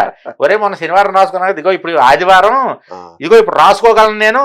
కానీ ఒకటి గుర్తుంచుకోండి, ఇలాంటివన్నీ పిచ్చి పెడితేనే ఈ నూనె ఎప్పుడు రాసుకోవాలో జనాలకి తెలియక చర్చికి పట్టుకెళ్ళి పాస్టర్ చేత రాయించుకుంటున్నారా నూనె. ఇంకా చర్చికి వెళ్తే వీళ్ళు డబ్బా కూడా పట్టుకెళ్ళక్కర్లేదు, అది ఫ్రీ. వాళ్ళు పాస్టర్లు ఫ్రీగా ఇస్తారు ఆ నూనె కూడా, వాళ్ళు రాస్తారా. అందుకనే మన ధర్మం ఇలా నాశనం అయిపోయింది అని చెప్పి అంత ఓపెన్ గా ఉంటేనే జనాలు ఇంకా రాళ్ళేస్తూనే ఉంటారు వేసేవాళ్ళు. రైట్. వీళ్ళందరితో యుద్ధం ఒక ఎత్తు, నండూరి వారితో మీ యుద్ధం నాకు కొంచెం ఇంట్రెస్టింగ్ అనిపించింది. అంటే ఆయన శృంగేరి పీఠ మొన్న చేసిన ఇంటర్వ్యూ, అవునండి, దాని మీద మీరు కొంచెం లోపల ఉడుక్కున్నారా, లేదంటే అయ్యో నాకు ఈ అవకాశం రాలేదని ఉడుక్కున్నారా? దాని మీద మీరు ప్రశ్నలు వేయడానికి నాకు ఎందుకో మీరు లోపల కొంచెం అసూయపడ్డారేమో అనిపించింది. నిజం చెప్పండి. యథార్థానికి నాకు నండూరి గారికి ఎలాంటి వ్యతిరేకత, వ్యక్తిగత వైరం లేదు. ఇంకా మీకు కావాలంటే ఫోన్ ఓపెన్ చేసి మీకు వాట్సాప్ లో చూపిస్తే ఆయన నేను చాటింగ్, ఏమండి మీరు బాగా చేశారంటే ఆయన నాకు, మీరు మన వీడియో తెగ నవ్వుకున్నామని మా అబ్బాయి చూపించాడు, నవ్వుతూనే ఉన్నామని, సంతోషం. నేను చాలా క్లోజ్ యథార్థానికి. కాకపోతే ఎక్కడ ఏమైందయ్యా అంటే, కొన్ని విషయాల్లో నేను ఎంత స్నేహితునైనా ఒకటే మాట, స్నేహమే, ధర్మం ధర్మమేనండి. నేను యథార్థానికి నేను ఛానల్ పెట్టాక నాకు 1,00,000 మంది సబ్స్క్రైబర్స్ ఉన్నప్పుడు ఆయనకి 15,000 మంది ఎంతమందో యూట్యూబ్ యథార్థానికి. తర్వాత నేను టీవీ మీడియా మీద ఎక్కువ ఇంట్రెస్ట్ చూపించా. మీడియాలో ఎంతసేపు ఎక్కువ ఫోన్ చూడలేని వాళ్ళు ఉంటారు, లో క్లాస్ లో ఉంటారు, పాపం వాళ్ళు టీవీ పెట్టుకుంటారు, ఫోన్లు ఉండవాళ్ళు. అలా చూసే వాళ్ళకి కాస్త హిందూ ధర్మం మీద ఆసక్తి కలిగిద్దామని నేను టీవీకి వెళ్ళి నేను చేస్తే 5 ఏళ్ళు, ఇలా ఈయన ఏం చేశారు, మొత్తం డైవర్షన్, ప్రతి దాంట్లో డీవియేషన్ అయిపోయి చాలా వరకు. ఈ మధ్య తరగతి వాళ్ళు, ఫోన్ ఉన్న వాళ్ళందరూ ఏమనుకున్నారు, యూట్యూబ్ చూసేవాళ్ళు, ఈయన అన్నీ ఫ్రీగా చెప్తున్నాడు, మనకి అన్నీ ఫ్రీగా చేసేసుకోండి, అన్నీ ఫ్రీగా చేసుకోండి, పూజలు చేయించేసాడు ఆయన, బాగానే ఉంది, సంతోషం. కానీ ఈయన ఏం చేస్తున్నారంటే, ఒక పూజ చేసి వెంకటేశ్వర స్వామిని పూజ చేసుకోండి అంటాడు. ఒక వారం రోజులు వెంకటేశ్వర స్వామి పూజ చేసుకుని వెంకటేశ్వర స్వామితో ఒక దేవుడిని మనం ఎక్కువ పూజిస్తే ఆయనతో మనకు అనుబంధం ఏర్పడిపోతుంది. ఆయన మనవాడు అయిపోతాడు, మనల్ని ఆయన వాడిగా చేసుకుంటాడు కదా. వారం రోజులు వెంకటేశ్వర స్వామి పూజ చేసేటప్పటికి ఇంకా దేవుడితో మన అనుబంధం అయిపోతుంది. మా వెంకన్నబాబు అనుకునే టైంలో దుర్గాదేవిని పట్టుకొస్తాడు ఆయన. ఈ పూజ 21 రోజులు చేయండి అంటాడు. వెంకన్నబాబు పక్కకి పోయాడు, అయిపోయింది. దుర్గాదేవి మీద పడతాం. దుర్గాదేవి 21 రోజులు చేసి మాత శ్రీమాత్రి మహా అని ఆనందాన్ని అనుభవించే టైంలో ఇంకో దేవుని పట్టుకొస్తాడు. విష్ణుమూర్తి చేసుకోండి అంటాడు. అంటే ఒక దాని మీద కాన్సన్ట్రేట్ చేయనివాడు. ఆయనకేం కావాలి? వ్యూస్ కావాలి, సబ్స్క్రైబర్స్ కావాలి, వాళ్ళకి వ్యూస్, జనాలు, ఒక గ్రూపు ఒక మెయింటైన్ చేసుకోవాలి, ఆయన ఫాలోవర్స్ కావాలి. నేనైనా సరే వీడియోలు పెట్టకపోతే ఫాలోవర్స్ ఆగిపోతారు, తగ్గిపోతారు. ఎవరు చేసినా అదే కదండి. కాబట్టి అలా చేయడం మొదలెట్టి నేను తర్వాత మొన్న ఈ మధ్యన యూట్యూబ్లోకి వచ్చి చూసుకుని అంత అల్లకల్లోలంగా ఉంది. ఇంతలా ఉందని గమనించలేదు. ఏంటిదని చూస్తే మొత్తం అల్లకల్లోలంగా ఉంది. మీరు అన్నారు ఆయన పెద్ద స్వామి దగ్గరికి వెళ్ళి అక్కడికి వెళ్ళడం ఉడుక్కున్నారా ఆయన అడిగారు చూసారా. యథార్థానికి నేను మనస్ఫూర్తిగా ఒక విషయం చెప్పాలి మీతోటి. నేను ఈ ఫీల్డ్లోకి వచ్చి 15 సంవత్సరాలు అయిందండి. చాగంటి గారు, మేము అప్పట్లో గుండుబాబా చాగంటి గారి మీద సాయిబాబా విషయంలో చాగంటి దమ్ముంటే అని చేయించారు కదా. పూజా టీవీ మేమిద్దరం కలిసి పెద్ద యుద్ధం చేసాం వాళ్ళ మీద. ఆ టైంలో చాగంటి గారు వాళ్ళ ఇంకొక ఆయన చేత ఫోన్ చేయించి, నాన్న నువ్వు ఒక్కసారి రావాలి, నువ్వు చాలా బాగా మాట్లాడావు, స్వామి కలుస్తా అంటున్నారు, చాగంటి వారు నిన్ను ఈసారి వచ్చినప్పుడు కలవమంటున్నారు, ఆశీస్సులు ఇస్తారు. సరే, ఇప్పటికి నేను చాగంటిని కలవలేదు, తెలుసా మీకు? 14 ఏళ్ళు అయింది. ఇప్పటివరకు నేను చాగంటి గారిని కలవలేదు, ముఖాముఖి కలవలే. సామ్వేదం వారు ఉన్నారు, సామ్వేదం వారు ఇప్పటివరకు నేను కలవలేదు. గరికపాటి వారు ఉన్నారు, గరికపాటి వారు నేను కొన్ని స్టేజీలు పంచుకున్నాం. ఒక 7-8 ఏళ్ల క్రితం 10 ఏళ్ల క్రితమే స్టేజీల మీద మాట్లాడాం. కార్తీక దీపోత్సవాలని అవని ఇవని. బంగారయ్య శర్మ గారని ఆయన మహానుభావుడు, ఆయన చాలా మంచి వ్యక్తి. ఆయన నన్ను సిర్రావూరు వారు అని నోరారా నోటి నిండా పిలుస్తారు. బాచంపల్లి సంతోష్ కుమార్ శాస్త్రి గారు కిషోర్ అంటాడు ఆయన సరదా. అలాంటి వాళ్ళతో పాటు నేను స్టేజీలు పంచుకున్నా. అలాగా గరికపాటి వారితో నాకు బాబాయ్ అనేంత చనువు ఉంది. ఇప్పుడు ప్రస్తుతం మాకు బంధువులు కూడా అయ్యారు అనుకోండి ఆయన అనుకోకుండా. అయితే అలాంటి నేను ఆయన తప్ప ఇప్పుడు వద్యపర్తి వారు ఏదో షూటింగ్ లో కలిశారు. నేను ఇప్పటికి కంచి పీఠానికి, కంచి కామకోటి, కంచి మీన ఇప్పటికి 10 సార్లు వెళ్ళుంటాను. నాకు తెలిసి ఈ 10 ఏళ్లలోను ఒక్కసారి కూడా స్వామీజీని కలవలేదు. మీకు ఆ విషయం తెలుసా? కంచిపీఠం బయట నుంచే నమస్కారం, నేను లోపలికి కూడా వెళ్ళను. శృంగేరి 10 సార్లు వెళ్ళుంటా. ఇప్పుడు వరకు శృంగేరి స్వామిని ఒక్కసారి కూడా కలవలేదు నేను. మైసూరు దత్తపీఠాధిపతిని 2014లో నేను డుండిగల్ వచ్చినప్పుడు ఆ స్వామి అప్పాజీని అప్పుడు ఒకసారి చూసి నమస్కారం చేసుకున్నా. అప్పటికి నేను ఇంకా ఫీల్డ్లోకి రాలేదు. తర్వాత నాకు చాలా అవకాశాలు వచ్చాయి కలవడానికి, నేను వెళ్ళలేదు. ఎందుకంటే ఒకళ్ళ దగ్గరికి వెళ్ళి నేను వాళ్ళని కలవడం అనేటటువంటి నేను గొప్పగా భావించను. అది గొప్ప అనుకోనండి. చాలా మంది పీఠాధిపతులతో కలిసి ఉంటాం, వాళ్ళ ఫోటోలు పెడుతుంటారు. సరే, నాకు ఎందుకు నవ్వు వస్తుంది. మనమేటో మనకు తెలియాలి. ఒకరితో ఫోటో ఈయన నమ్ముకుని వీడు చేస్తున్నాడు అన్నమాట, ఈయన ఫాలో అవుతున్నాడు అన్నమాట, ఆయన వెనకాల పెట్టుకుని నడుస్తాను, అది నాకు ఇష్టం ఉండదండి. నాకు ఇప్పటి వరకు మీకు అదే గుర్తు, ఏ పీఠాధిపతిని నేను ఇప్పటి వరకు కలవలేదు. నేను కలవలేదండి. పరిపూర్ణానంద స్వామీజీని ఒక్కసారి కలిసి, అది కూడా ఎప్పుడు బాచంపల్లి వారి అబ్బాయి ఉపనయనంలో నేను ఎదురుపడ్డాం. ఆయన నన్ను మెచ్చుకున్నారు, నేను ఆయన నమస్కారాలు చెప్పుకున్నాను. నాకు గౌరవం ఉంది. పీఠాలంటే చాలా గౌరవం నాకు. వాళ్ళు సాక్షాత్తు శంకరాచార్యులు స్థాపించిన పీఠాలు. నేను ఇప్పటి వరకు అవకాశం వచ్చినా సరే వెళ్ళలేదు. బాచంపల్లి సంతోష్ కుమార్ శాస్త్రి గారు శృంగేరి పీఠానికి ఆస్థాన ఆయన. నన్ను ఎన్నోసార్లు కిషోర్ రా వెళ్దాం అంటారు. వద్దన్న నువ్వు వెళ్ళరా, వద్దండి అంటే. ఈ కంచి కామకోటి పీఠం చూసారా, ఆ కామకోటి పీఠానికి ఆస్థాన సిద్ధాంతి గారు నాకు దగ్గర బంధువు. ఎల్వి లక్కావజ్జల సుబ్రహ్మణ్య శర్మ గారిని, సిద్ధాంతి గారిని. ఆయన నేను ఎన్నోసార్లు ఏదైనా డౌట్ వచ్చినా ఆయన అడుగుతూ ఉంటానని, బాచంపల్లి వారిని అడుగుతూ ఉంటాను. వాళ్ళు కూడా ఎన్నోసార్లు వెళ్ళినప్పుడు చెప్పండి. మొన్నే కంచి వెళ్ళి వచ్చా. కంచి కామాక్షమ్మ గుళ్ళో కూడా బయట జనాలకు రావడం వీడియో కూడా పెట్టా. కానీ నేను వెళ్ళలేదు పీఠానికి బయట నుంచే నమస్కారం. నేను ఎందుకంటే ఒకరు నాకెందుకో వెళ్ళాలని అనిపించదు. అమ్మవారే నాతోటి ఉందనిపిస్తుంది. వాళ్ళని అడ్డం పెట్టుకుని నేనేదో చెయ్యాలి, ఒక ఫోటో తీయగాలి వాళ్ళతో అని ఉండదు ఎందుకో. కానీ ఒకవేళ అవకాశం వస్తే వెళ్తానేమో, అందుకని నేను ఊరుకుంటా అనేది మాత్రం సాంగత్యం ఉంటే మంచిదేనే. కానీ ఎందుకో నాకు అక్కడికి వెళ్ళి బయట నుంచి ఒక్కసారి నమస్కారం చేసింది, ఇది సాక్షాత్తు కైలాసమే అనుకుని బయట నుంచి దండం పెట్టుకుంటా. అందుగురించే మీరు దాదాపుగా నేను అందరికీ తెలుసు, కానీ నాకెందుకో వాళ్ళని ఎందుకు చాగంటి గారిని కలిసే అవకాశం ఎన్నిసార్లు వచ్చిందో అని ఒకటే అనుకుంటా. టైం వచ్చినప్పుడు కలుద్దాంలే, ఆ రాసి పెట్టున్నప్పుడు కలుద్దాం ఎందుకులే అనుకుంటా. ఎందుకంటే ఏమోనండి, నాకు అలా ఏంటి ఆయనతో మీకు ఆ యుద్ధం ఏంటి? నండూరి వారితో యుద్ధం ఏం లేదండి. అసలు విషయం మీరు ఎక్కడో మర్చిపోయారు అనుకున్నా, మర్చిపోలేదు. అయితే యుద్ధం ఏం లేదు. యథార్థానికి నేను ధర్మయుద్ధంలోకి దిగి గత 3 నెలల నుంచి, నేను 3 నెలల నుంచి నాకు నండూరి వారు అంటే చాలా గౌరవం, మొదటి నుంచి కూడా గౌరవం, నిస్వార్థంగా చేస్తున్నాననే ఉద్దేశంలో ఉన్నాను.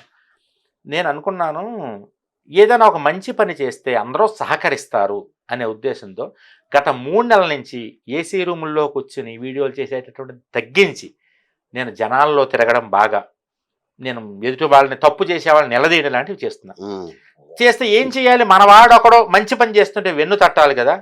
ఒక్కళ్ళు వెన్ను తట్టిన వాళ్ళు లేరండి, ఒక్కళ్ళు సపోర్టింగ్ గా వీడియో చేసిన వాళ్ళు లేరు.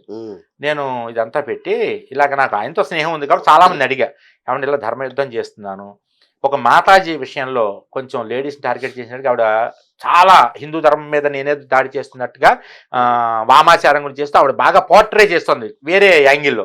కాబట్టి నాకు కొంచెం సహకారం కావాలి, కొంచెం సపోర్ట్ చేయండి నన్ను దయచేసి, నేను వచ్చాను, యుద్ధం చేస్తున్నాను, నేను ఒక్కడనే ఉన్నాను, సపోర్ట్ చేస్తూ చిర్రావురు గారు చేస్తున్నారు అని ఒక్కడి ఉంటే ఓహో వీళ్ళంతా ఉన్నారా అని అవతల వాళ్ళు భయపడతారు.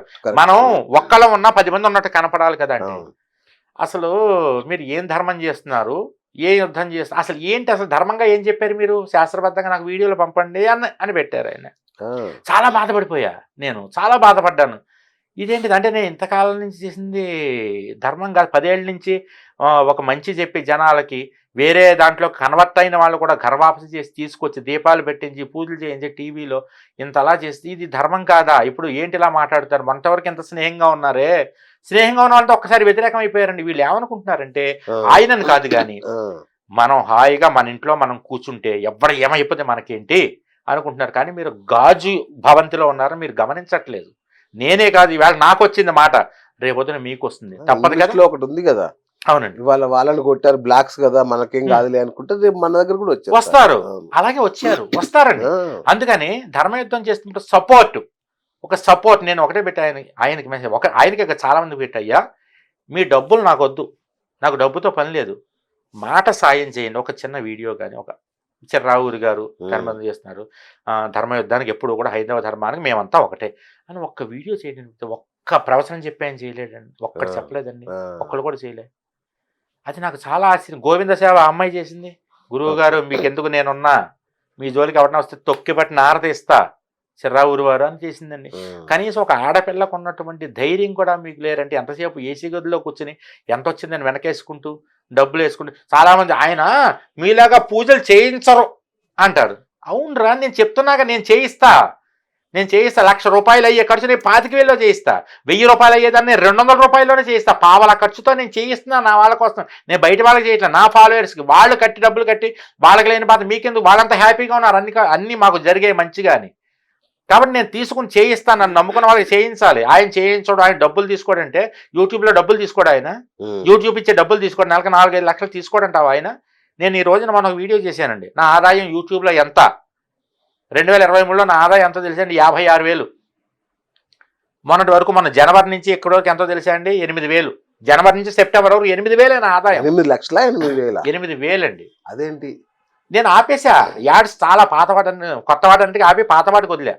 అయితే సాయి కృష్ణ అని ఒక యూట్యూబర్ ఉన్నాడు, గుంటూరులో ఉంటాడు. ఆయన నాకు మొదటి నుంచి ఆయన అన్నాడు, అన్నయ్య ఏంటిది ఇలా వదిలేస్తున్నావేంటి, ఒక్కసారి యూట్యూబ్ మానిటైజేషన్ తీసేసుకుందాం, నువ్వు ఆఫ్ చేసుకున్నావు, అది తీసేస్తే మళ్ళీ రాదు నీకు అంటే మళ్ళీ మొన్న ఈ మధ్యన ఆన్ చేశా. అవునా, నేను అదే మన వీడియోలో పెట్టాను, నా ఆదాయం మామూలుగా ఉండవు కదా, అలాంటి నేను ఆదాయం పెట్టాను. ఇప్పుడు 8,000 వచ్చింది ఎప్పటి వరకు, జనవరి నుంచి 8,000. మొన్న వీడియో కూడా చేశాను దాని గురించి, చాలా తక్కువ నాకు వచ్చింది, నేను ఖర్చు పెట్టేది ఎక్కువ. నేను గోవులకి ఆ గ్రాసానికి ఇస్తా, ఎవరన్నా పెళ్ళిళ్ళు అంటే అదో సహకారం చేస్తుంటా, అనాథ పిల్లలకి సహకారం చేస్తుంటా చదువుకోవడానికి, తర్వాత వేద పండితులకి సహకారం చేస్తుంటా, ఎవరికన్నా ఏమంటే మా ఆ జీవనాధారం లేదంటే గేదో ఏదో కొనుక్కుంటారా బాబు అని చెప్పి ఇస్తూ ఉంటా, నేను జీవనాధారం కల్పిస్తూ ఉంటా. ఇంత ఘోరంగా ఎక్కడ లేదండి, ఆయనకి నాకు ఏం లేదండి, అదే గొడవ, అంతకు మించిన గొడవ ఏం లేదు. తర్వాత ఏంటంటే కొన్ని విషయాల్లో ఆయన అలాగండి, ఆయనకి నాకు ఇంక గొడవ అంటే ఏం లేదు, కానీ ఏ మొక్క లేని చోట ఆమదం మొక్కే మహావృక్షం అన్నట్టుగా ఆయన శిష్యులకి, ఆయనకు 17 లక్షల మంది 20 లక్షల మంది ఫాలోవర్స్ ఉండొచ్చు గాక, కానీ మీరు శాస్త్రాన్ని మార్చేస్తాను, ఇష్టం వచ్చేట్టు చేస్తాను, వారాహిదేవిని పట్టుకొచ్చి గుప్తంగా చేసుకుని గుప్త నవరాత్రులను జనాల్లో పెట్టేస్తాను, మీరు పెడుతున్నారు బాగానే ఉంది, మీరు శాస్త్రబద్ధంగా చేసుకోవచ్చు ఉపాసన, కానీ అందరూ అలా చేయలేరు. పక్కింటి ఆవిడ పచ్చలహారం వేసుకుంది, నేను ఏదో ఒకటి వేసుకోవాలని ఒక ఆవిడ ఊరేసుకుందిట. అలాగా పక్కింటి ఆవిడ వారాహిదేవి బొమ్మ పెట్టుకుని ఆవిడ శ్రద్ధగా చేసుకుంటే ఈవిడికి చేసుకోవాలనిపించింది. ఏమో ఆ వారాహిదేవి లేకపోతే నా ఇంట్లోకి ఐశ్వర్యం రాదని ఈవిడే చేసుకుని అంట్లు ముట్లు కలుపుకుంటే ఏమైంది, వ్యతిరేక ఫలితం వచ్చింది. కాబట్టి మీరు చెప్పేది, మనం చెప్పేది ఏదైనానండి, సమాజాన్ని తప్పుదోవ పట్టించేగా ఉండొద్దు. ఆయన ఏం చేశారు, ఆయన అన్ని కరెక్ట్ గానే చెప్పారు, కానీ సమాజంలోకి అవన్నీ కూడా వేరే రకంగా వెళ్తున్నా అది వాటిని ఆయన గమనించట్లేదు. ఆయన ఎంతసేపు కూడా ఆయన కానీ ఆయన భక్తులు కానీ యాయ్ మా గురువుని అంటావా అంటున్నారు, కానీ యూట్యూబ్ లో గురువులు ఎవరు లేరు, అందరూ యూట్యూబర్సే. యూట్యూబ్ లో గురువులు ఎవరు యూట్యూబ్ లోకి రాలేదు, కాబట్టి యూట్యూబ్ లో ఉన్న వాళ్ళందరూ యూట్యూబర్సే. అదే కాక యూట్యూబ్ చేతిలో ఉన్న ప్రతివాడు కామెంట్ చేస్తున్నాడు అంటే చేస్తాడయ్యా, చేస్తాడు, వాడుకున్న హక్కు, వాడు 100 రూపాయలు పెట్టి వాడు డేటా వేయించుకున్నాడు. మరి రోడ్డు మీద ఉండి నా మీద ఎవరు రాలేదంటే నువ్వు ఇంట్లో కూర్చో, నీ ఇంట్లో కూర్చో నువ్వు పూజ చేసి ఎవడో నిన్ను అండవు, నువ్వు బయటకు వస్తే వాడు ప్రతివాడు అంటాడు. మరి ఏ పొరపాటు జరిగినా పట్టుకోవడానికి రెడీగా ఉంటారు, పొరపాటు లేకపోతేనే 10 మంది అంటారు కదా, ఇంకా నువ్వు పొరపాటు చేస్తే ఇంక అనరా అంటారు.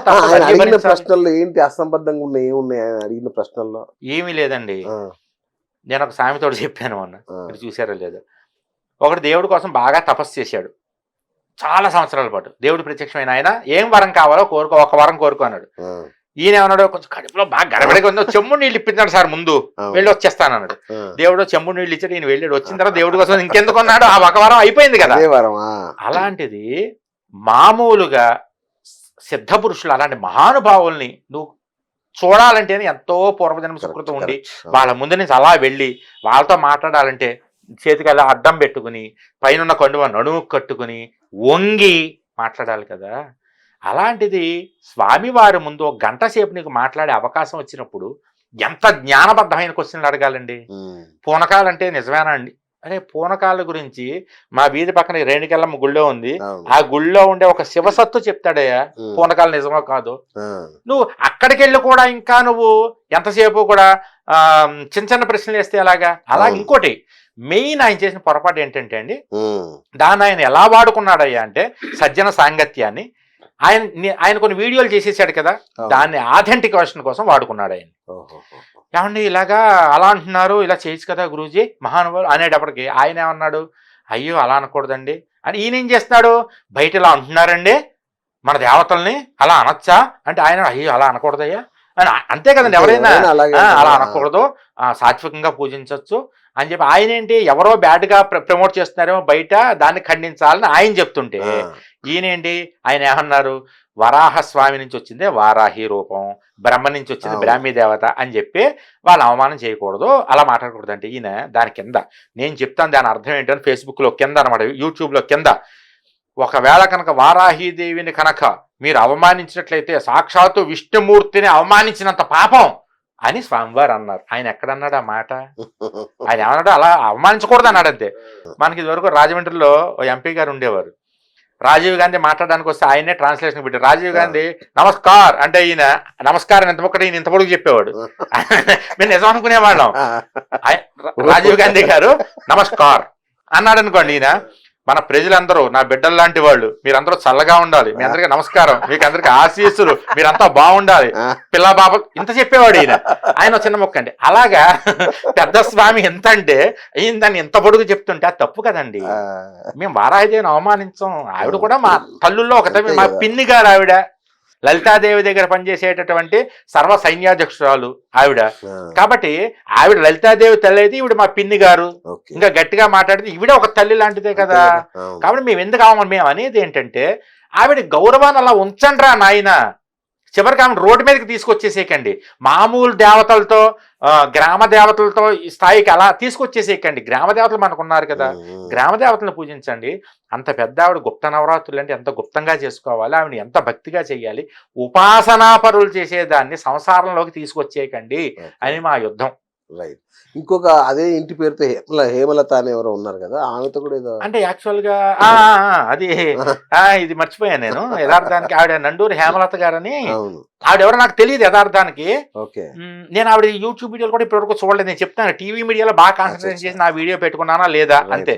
ఈ 3 నెలల దాంట్లో ఓ రోజు ఏమైంది, కొబ్బరి దీపం అని చెప్పేసి అని కార్తీక మాసంలో ఒక కొబ్బరి దీపం గురించి ఒక విషయం వచ్చి మా ప్రేక్షకులందరూ గురువు గారు కొబ్బరి దీపం ఎలా పెట్టాలండి అని అడుగుతున్నారు. నేను అన్నాను, ఒక్క నిమిషం ఆగండి రా, నాకు తెలియదు ఈ విషయం, ఒకసారి కనుక్కుంటా అని చెప్పేది అని సంతోష్ ఘనాపాటి గారికి నేను ఫోన్ చేస్తే ఆయన ఏమంటే కాళికా పురాణంలో దీపాల దాంట్లో ఉందండి, లోహాల గురించి ఏమేమి పెట్టచ్చు, బంగారం ప్రమిద పెట్టచ్చు, వెండి ప్రమిద, రాగి ప్రమిద, కంచు ప్రమిద, మట్టి ప్రమిద, లేకపోతే శుష్క నారికేళ ఒక ఎండినటువంటి కొబ్బరి కురిడిలో పెట్టుకోవచ్చు అని ఆయన చెప్పారు. ఆ శ్లోకంతో సహా నేను చెప్పేటప్పటికి కొంతమంది ఉంటారు పని కట్టుకుని, వాళ్ళు ఏం చేశారు, ఆవిడ ఆల్రెడీ కొబ్బరి దీపం గురించి చెప్పారట, నాకు ఆ విషయం తెలియదు. చెప్తే ఆవిడ కిందకి వెళ్ళి మీరు ఎలా చెప్పారు, చిర్రావూరు గారేమో పచ్చి దాంట్లో, నేనేం చెప్పాను కొంచెం జోక్గా చెప్తా కదా నేను, అందుకు నేను చెప్పి అందులో పెట్టాలరా బుజ్జే, ఇది కార్తీక మాసం రా, అనవసరంగా పచ్చి చెప్పలన్నీ వేస్ట్ చేసేయకండి, ఒక చెప్పు ఉంటే పచ్చడి చేసుకుందాం, 4 చెప్పలు ఉంటే లస్కోరా చేసుకుందాం రా అని చెప్పా. అంటే అది జోక్ గా చెప్పాను అంతే. చిర్రావూరి గారు ఇలా అన్నారు, మీరు మమ్మల్ని తప్పుదోవ పట్టిస్తున్నారని చెప్పి ఆవిడకి చెప్పారు. చెప్పేటప్పటికి ఆవిడ చిర్రావూరి గారు ఏం చెప్పారు నాకు తెలియదు కానీ, ఎవరేం చెప్పారు నాకు తెలియదు, నా పేరు వాళ్ళ తెలియదు కానీ, ఇది ఫలానా పద్మ పురాణంలో ఉంది, స్కాంద పురాణంలో ఉంది అని చెప్పి ఆవిడ పట్టుకొచ్చి ఆవిడ చెప్పారు. ఆవిడ అదేంటి తెలుగు ట్రాన్స్లేషన్. ఈ పురాణాలని కూడా ఒకటి గుర్తుంచుకోండి, నేను దాని గురించి మళ్ళీ చేస్తే మళ్ళీ గొడవ అవుతుంది ఎందుకులే అని ఊరుకున్నాను. కానీ తెలుగు ట్రాన్స్లేషన్ ఇప్పుడు ఎలా ఉంటుందంటే, ఇంకా పురాణంలో శ్లోకాలు ఉండవు, డైరెక్ట్గా వచనం రాసుకుంటూ పోతారు. ఆ వచనాల్లో చాలా మార్పు చేర్పులు వచ్చేస్తాయి. అలాగే అట్లా కొబ్బరి చెప్ప దీపం పెట్టండి, కొబ్బరికాయ కొట్టేసి ఆ వచనంలో ఉంది, ఆ బుక్ లో ఈ ఎంఎస్కో వాళ్ళు ఎవరో వేసినట్టున్నారు, అందులో ఉంది. అది చూసి ఆవిడ చెప్పాను ఇదిగో అని చెప్పి చూపించారు. నేను కాదమ్మా శ్లోకం వేరే ఉంటుంది అది అని నేను చెప్పచ్చు, కానీ ఇంకా నేను గొడవ పెంచదలుచుకోలేదు. అలాగే కదా ఈ మధ్యన రాముడు మాంసం తిన్నాడు, కృష్ణుడు మాంసం తిన్నాడు అనేటి ఈ మాటలన్నీ గొడవలు అవుతున్నాయి కదండి. యథార్థానికి మూల రామాయణంలో వాల్మీకి రామాయణంలో లేదట, రాముడు కందమూలాలు తిన్నట్టే ఉందట. దాన్ని ట్రాన్స్లేషన్ చేసి కొంతమంది రాశారు చూసారు, వాటిలో ఆ మాంస ప్రస్తావన వచ్చిందట. కాబట్టి ట్రాన్స్లేషన్ లో మారిపోతున్నాయి. ఇంకో విషయం చెప్పంటారండి, నేను కాళికా పురాణం, ఆవిడ పద్మ పురాణం, మీరు స్కాంద పురాణం, ఆయన గరుడు పురాణం, ఎన్ని చెప్పినా సరే ఒక పురాణంలో ఉన్నటువంటి ఒక స్టోరీ ఇంకో పురాణంలో ఉన్నా అలా ఉండదు, కొంచెం మార్పులు ఉంటాయి. 18 పురాణాలు వ్యాసుడే రాశాడు కదా, అంటే వ్యాసుడు చెప్పాడు, అవి మన చేతికి వచ్చేప్పటికి చాలా కథలు మారిపోయాయి. క్షీరసాగరం అనే కథే 2-3 రకాలుగా ఉంటుంది. ఒక్కొక్క పురాణంలో ఒక్కొక్క రకంగా ఉంటుంది అన్నమాట. అసలు దేవతలు ఎలా ఉద్భవించారు అనేది ఒక దాంట్లో ఒక రకంగా, ఇంకో దాంట్లో కశ్యప ప్రజాపతికి 2 భార్యలు ఉన్నారని ఒక దాంట్లో, వినత కద్రువ అంటారు. 2 కాదు 8 మంది ఉన్నారు, పాములు ఎక్కడి నుంచి పుట్టాయి, పక్షులు ఎక్కడి నుంచి పుట్టాయి, ఇవి ఎక్కడి నుంచి పుట్టాయి అని ఒకళ్ళు అంటారు.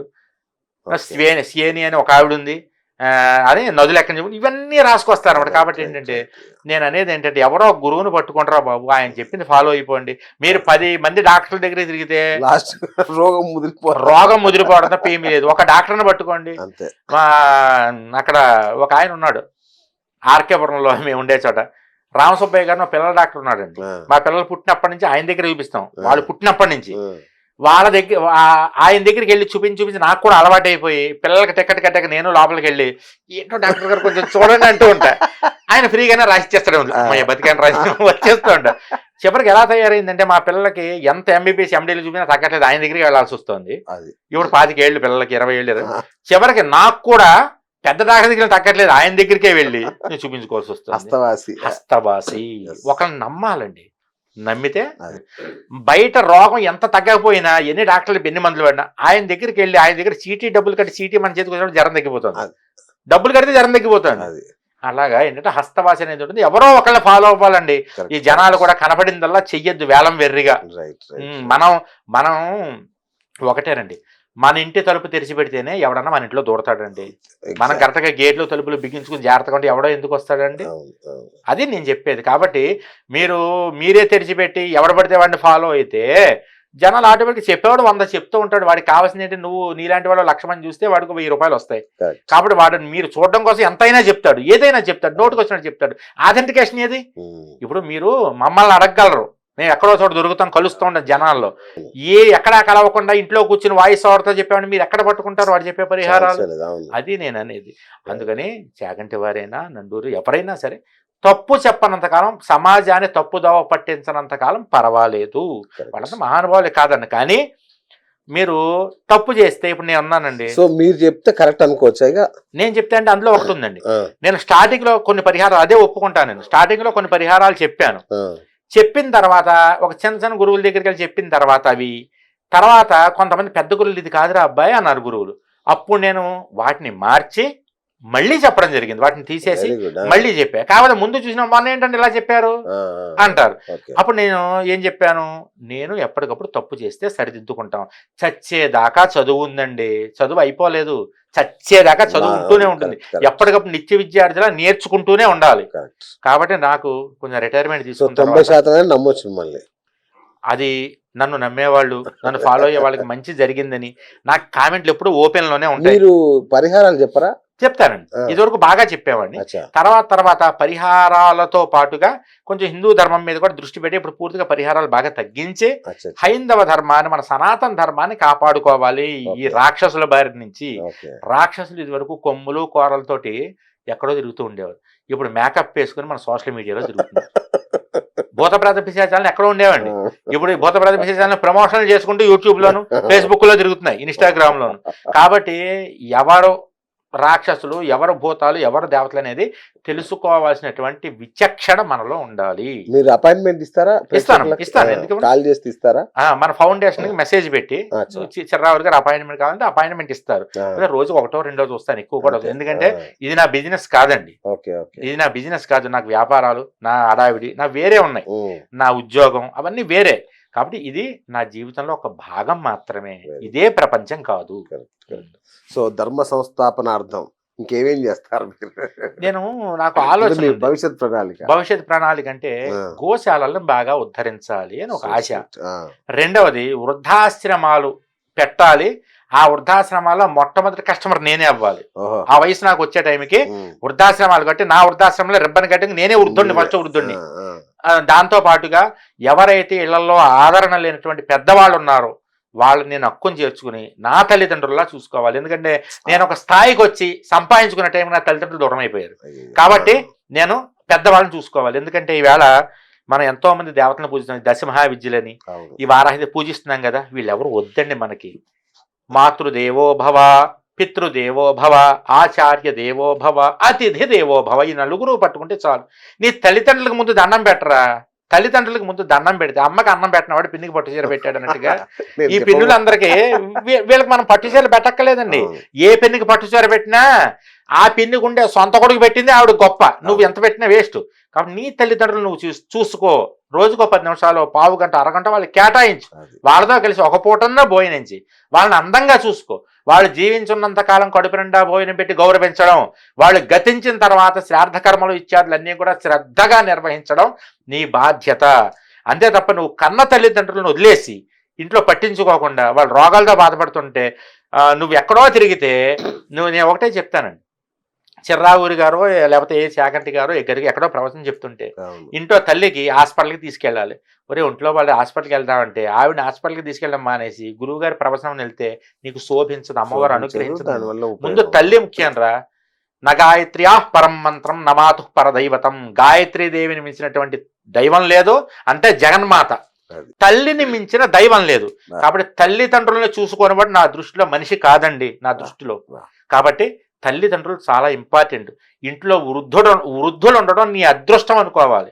ఇంట్లో పెద్దవాళ్ళు ఎవరన్నా బతుకున్నారంటే నీ అదృష్టం పండిపోయింది. మాకెవరు లేరు, చూసుకుందామంటే ఎవరు లేరు. కాబట్టి ఇలాంటి ఎవరైతే ఆదరణ లేని వాళ్ళు ఉన్నారో వాళ్ళందరికీ కూడా అనాథాశ్రమాలు లాంటివి ముఖ్యమైనటువంటి కేంద్రాల్లో, ఒక హైదరాబాద్ అనే కాదు, ఒక అరుణాచలంలోను, ఒక కృష్ణా జిల్లా జూపూడి అనే ఒక క్షేత్రం, అద్భుతమైన క్షేత్రం, అక్కడ తర్వాత కొన్ని క్షేత్రాల్లో పెట్టి చక్కగా వాళ్ళకి రోజు దైవారాధన ఏర్పాటు చేసుకోవడం, అవన్నీ చేయడం, అందులోనే గోశాలలు నిర్వహించడం చేస్తూ ప్రత్యేకించి మనం నెక్స్ట్ జనరేషన్ని కాపాడుకోవాల్సిన పరిస్థితి ఉంది. కాబట్టి వాళ్ళ కోసం స్కూళ్ళు లాంటివి, ఉచిత విద్య లాంటిది పెట్టాలని. కాబట్టి నా స్థితి సరిపోవట్లేదు. ఎందుకంటే నేను ఎవరి దగ్గర విరాళాలు తీసుకోలేదు ఇప్పటి వరకు. నేను విరాళాలు అడిగింది ఒకే ఒక్కదానికి, శ్రీలంకలో సీతమ్మ తల్లి దేవాలయం కన్స్ట్రక్షన్ అవుతుంటే దానికోసం విరాళాలు అడిగాను, జనాలు ఇచ్చారు, చక్కగా ఇన్ని కట్టలు పట్టుకెళ్ళి వాళ్ళకి ఇచ్చొచ్చాను. వాళ్ళు ఇప్పుడు కూడా చిర్రావూరి గారంటే ఏ దేవాలయానికి శ్రీలంకలో వెళ్ళినా సరే పూర్ణ కుంభ స్వాగతమే. నాకు దేవాలయంలో వాళ్ళ గవర్నర్లు అందరూ కూడా షేక్ హ్యాండ్ ఇచ్చారు. వెళ్ళొచ్చారా? సీతా ఎలియా టెంపుల్లో అర్చకులు చిర్రావూరి అంటే ముందు మీరు పక్కకి రండి, ఈ పక్కకి రండి అని మీకు శాలువా కప్పి సత్కరిస్తారు అనమాట. అలాగా చక్కగా అలా ఆ గౌరవం అనేది చాలా మంది ఇంట గెలిచి రచ్చ గెలవాలంటారు. నేను ఇంట గెలిచాను, రచ్చ గెలిచాను అనుకున్నా. కానీ ఇంట్లో కొన్ని సర్దాల్సినటువంటి సామాన్లు కొన్ని ఉన్నాయి. ఆ సామాన్లని సర్దాలి, బొద్దింకల్ని పట్టాలి, ఎలకలు ఉన్నాయి, ఆ ఎలకల్ని పొగబెట్టాలి, ఆ ఎలకల కోసం వచ్చిన పాములు దూరే వాటిని లాగాలి.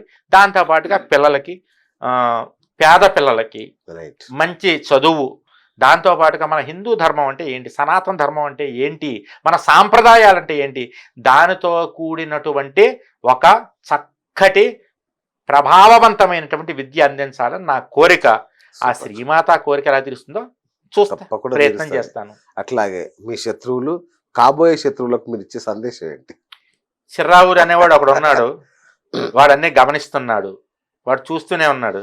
మీతో డైరెక్ట్గా వచ్చి మీతో మీ కాలర్ పట్టుకుని అడగలేకపోవచ్చు, కానీ సోషల్ మీడియాలో నిలబెడతా, తప్పు చేస్తే కడిగేస్తా. మీరు అవతల ఎటువంటి స్టేజ్లో ఉన్నా, ఎలాంటి వాళ్ళైనా, ఎంత బ్యాక్గ్రౌండ్ ఉన్నా సరే మీకు వీడియో పడిపోతూనే ఉంటుంది. జనాల్లో మార్పు వచ్చేంత వరకు, మీలో మార్పు వచ్చేంత వరకు నేనైతే వదిలిపెట్టను. కానీ మీరు నాకు శత్రువులు కాదు, మనమంతా మిత్రులమే. ఒకటే చెట్టు మీద వాళ్ళే ఉన్నటువంటి పక్షులు మనమంతా. అది యూట్యూబ్ హిందూ ధర్మం, అది సనాతన ధర్మం. దాన్ని మనం కూర్చున్నటువంటి కొమ్మనే మనం నరుక్కునే ప్రయత్నం చేస్తే అందరూ చూస్తూ ఊరుకోవచ్చేమో, నేనైతే ఊరుకోను. సూపర్. అట్లాగే ఫైనల్ టచ్ కూడా ఒకటి కావాలి మాకు. కిలో బంగారం, బిల్డింగ్లు కావాలని వెంకటేశ్వర స్వామి, అది మీ ఎక్స్ప్రెషన్స్ తో చెప్పాలి మీరు నాకు. అప్పటి నుంచి ఆ ఎక్స్ప్రెషన్ రావట్లేదు నాకు మీ దగ్గర నుంచి. ఏం లేదండి, నాకు చాలా ఇష్టం. నాకు ఏదన్నా జనాలు నన్ను ఎందుకు లైక్ చేసేవారంటే పిల్లలు, ముఖ్యంగా 2000 ఆ సంవత్సరం హైదరాబాద్ వచ్చి నేను పౌరవత్యం చేయించినప్పుడు, ఈ అపార్ట్మెంట్లో వినాయక చవితి నారాలు చేయించినప్పుడు ప్రతి రోజుకు ఒక కథ చెప్పేవాడిని. ఎవరన్నా ఫస్ట్ రోజు కథ చెప్తారు కదా, పిల్లల్ని ఆకర్షించడం కోసం రోజు ఒక అరగంట కథ చెప్పేవాడిని సాయంత్రం పూట ఆ పూజలోనే. దానికోసం వచ్చేవాడు. నేను హావభావాలు ప్రదర్శిస్తూ వాళ్ళకి చెప్పేవాడిని. వాళ్ళకి అందుగురించే ఇప్పటికి ఆ పిల్లలందరూ పోలీస్ ఆఫీసర్లుగా ఉన్నారు, ఒకళ్ళిద్దరు డిప్యూటీ కలెక్టర్లుగా ఉన్నారు. మొన్న ఒక చోటకి వెళ్తే ఆయన సిఐ గారు, ఎందుకే గురువు గారు గుర్తుపట్టారా, నేను చిన్నప్పుడు నేను మీదే విన్నాను, మీకు చెప్పిన కథలు ఉన్నా పలానా అపార్ట్మెంట్లో ఉండే. అట్లా ఏంటంటే నాకు హావభావాలు ఇష్టం. ఆవిడ అంటే ఎలా ఉంటుందంటే, ఇప్పుడు మీడియా ఛానల్స్ ఎక్కువైపోయి ఏదో ఒకటి ఎవడో ఒకటి చెప్తే చాలు అనే ఉద్దేశంతో ఆవిడ దగ్గరికి వెళ్ళారు. ఆవిడ తప్పేం లేదు. ఆవిడ దగ్గరికి వెళ్తే ఆవిడ చెప్పండి చెప్పండి అని వీడియోల కోసం తింటుంటే ఏం చేస్తారు, ఆవిడ దిష్టి ఎక్కువగా ఉంటే కనుక ఒక బ్రూ ప్యాకెట్ తీసుకోండి, కట్ చుట్టూ తిప్పేసి దిష్టి తిప్పేసి కట్ చేసి లెటర్లో పోసేసి నీళ్లు కొట్టేయండి అండి. దానికి నేనేం చేశాను, ఒక గ్లాస్ ఒకటి పట్టుకుని కాఫీ తాగి, ఏం పెద్దమ్మా కాఫీ కూడా ప్రశాంతంగా తాగనివ్వవా అన్న. అదొకటి. తర్వాత ఇంకోటి మీరు అడిగింది, వెంకటేశ్వర స్వామి దగ్గరికి వెళ్ళినప్పుడు చిన్న చిన్న క్వశ్చన్స్ అడగకూడదు, చాలా హై రేంజ్ లో అడగాలి.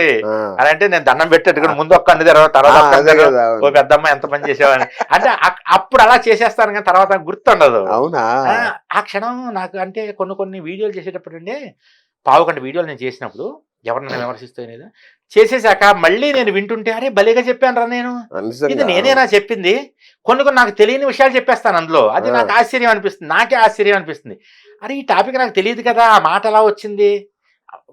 ఒకళ్ళు పెడుతుంటారు, గురువు గారు ఈ డైలాగ్ మాత్రం అదరగొట్టేశారని. ఆ డైలాగ్ నేను ఎప్పుడు చెప్పాను నాకు తెలియదు కదా అనుకుంటా.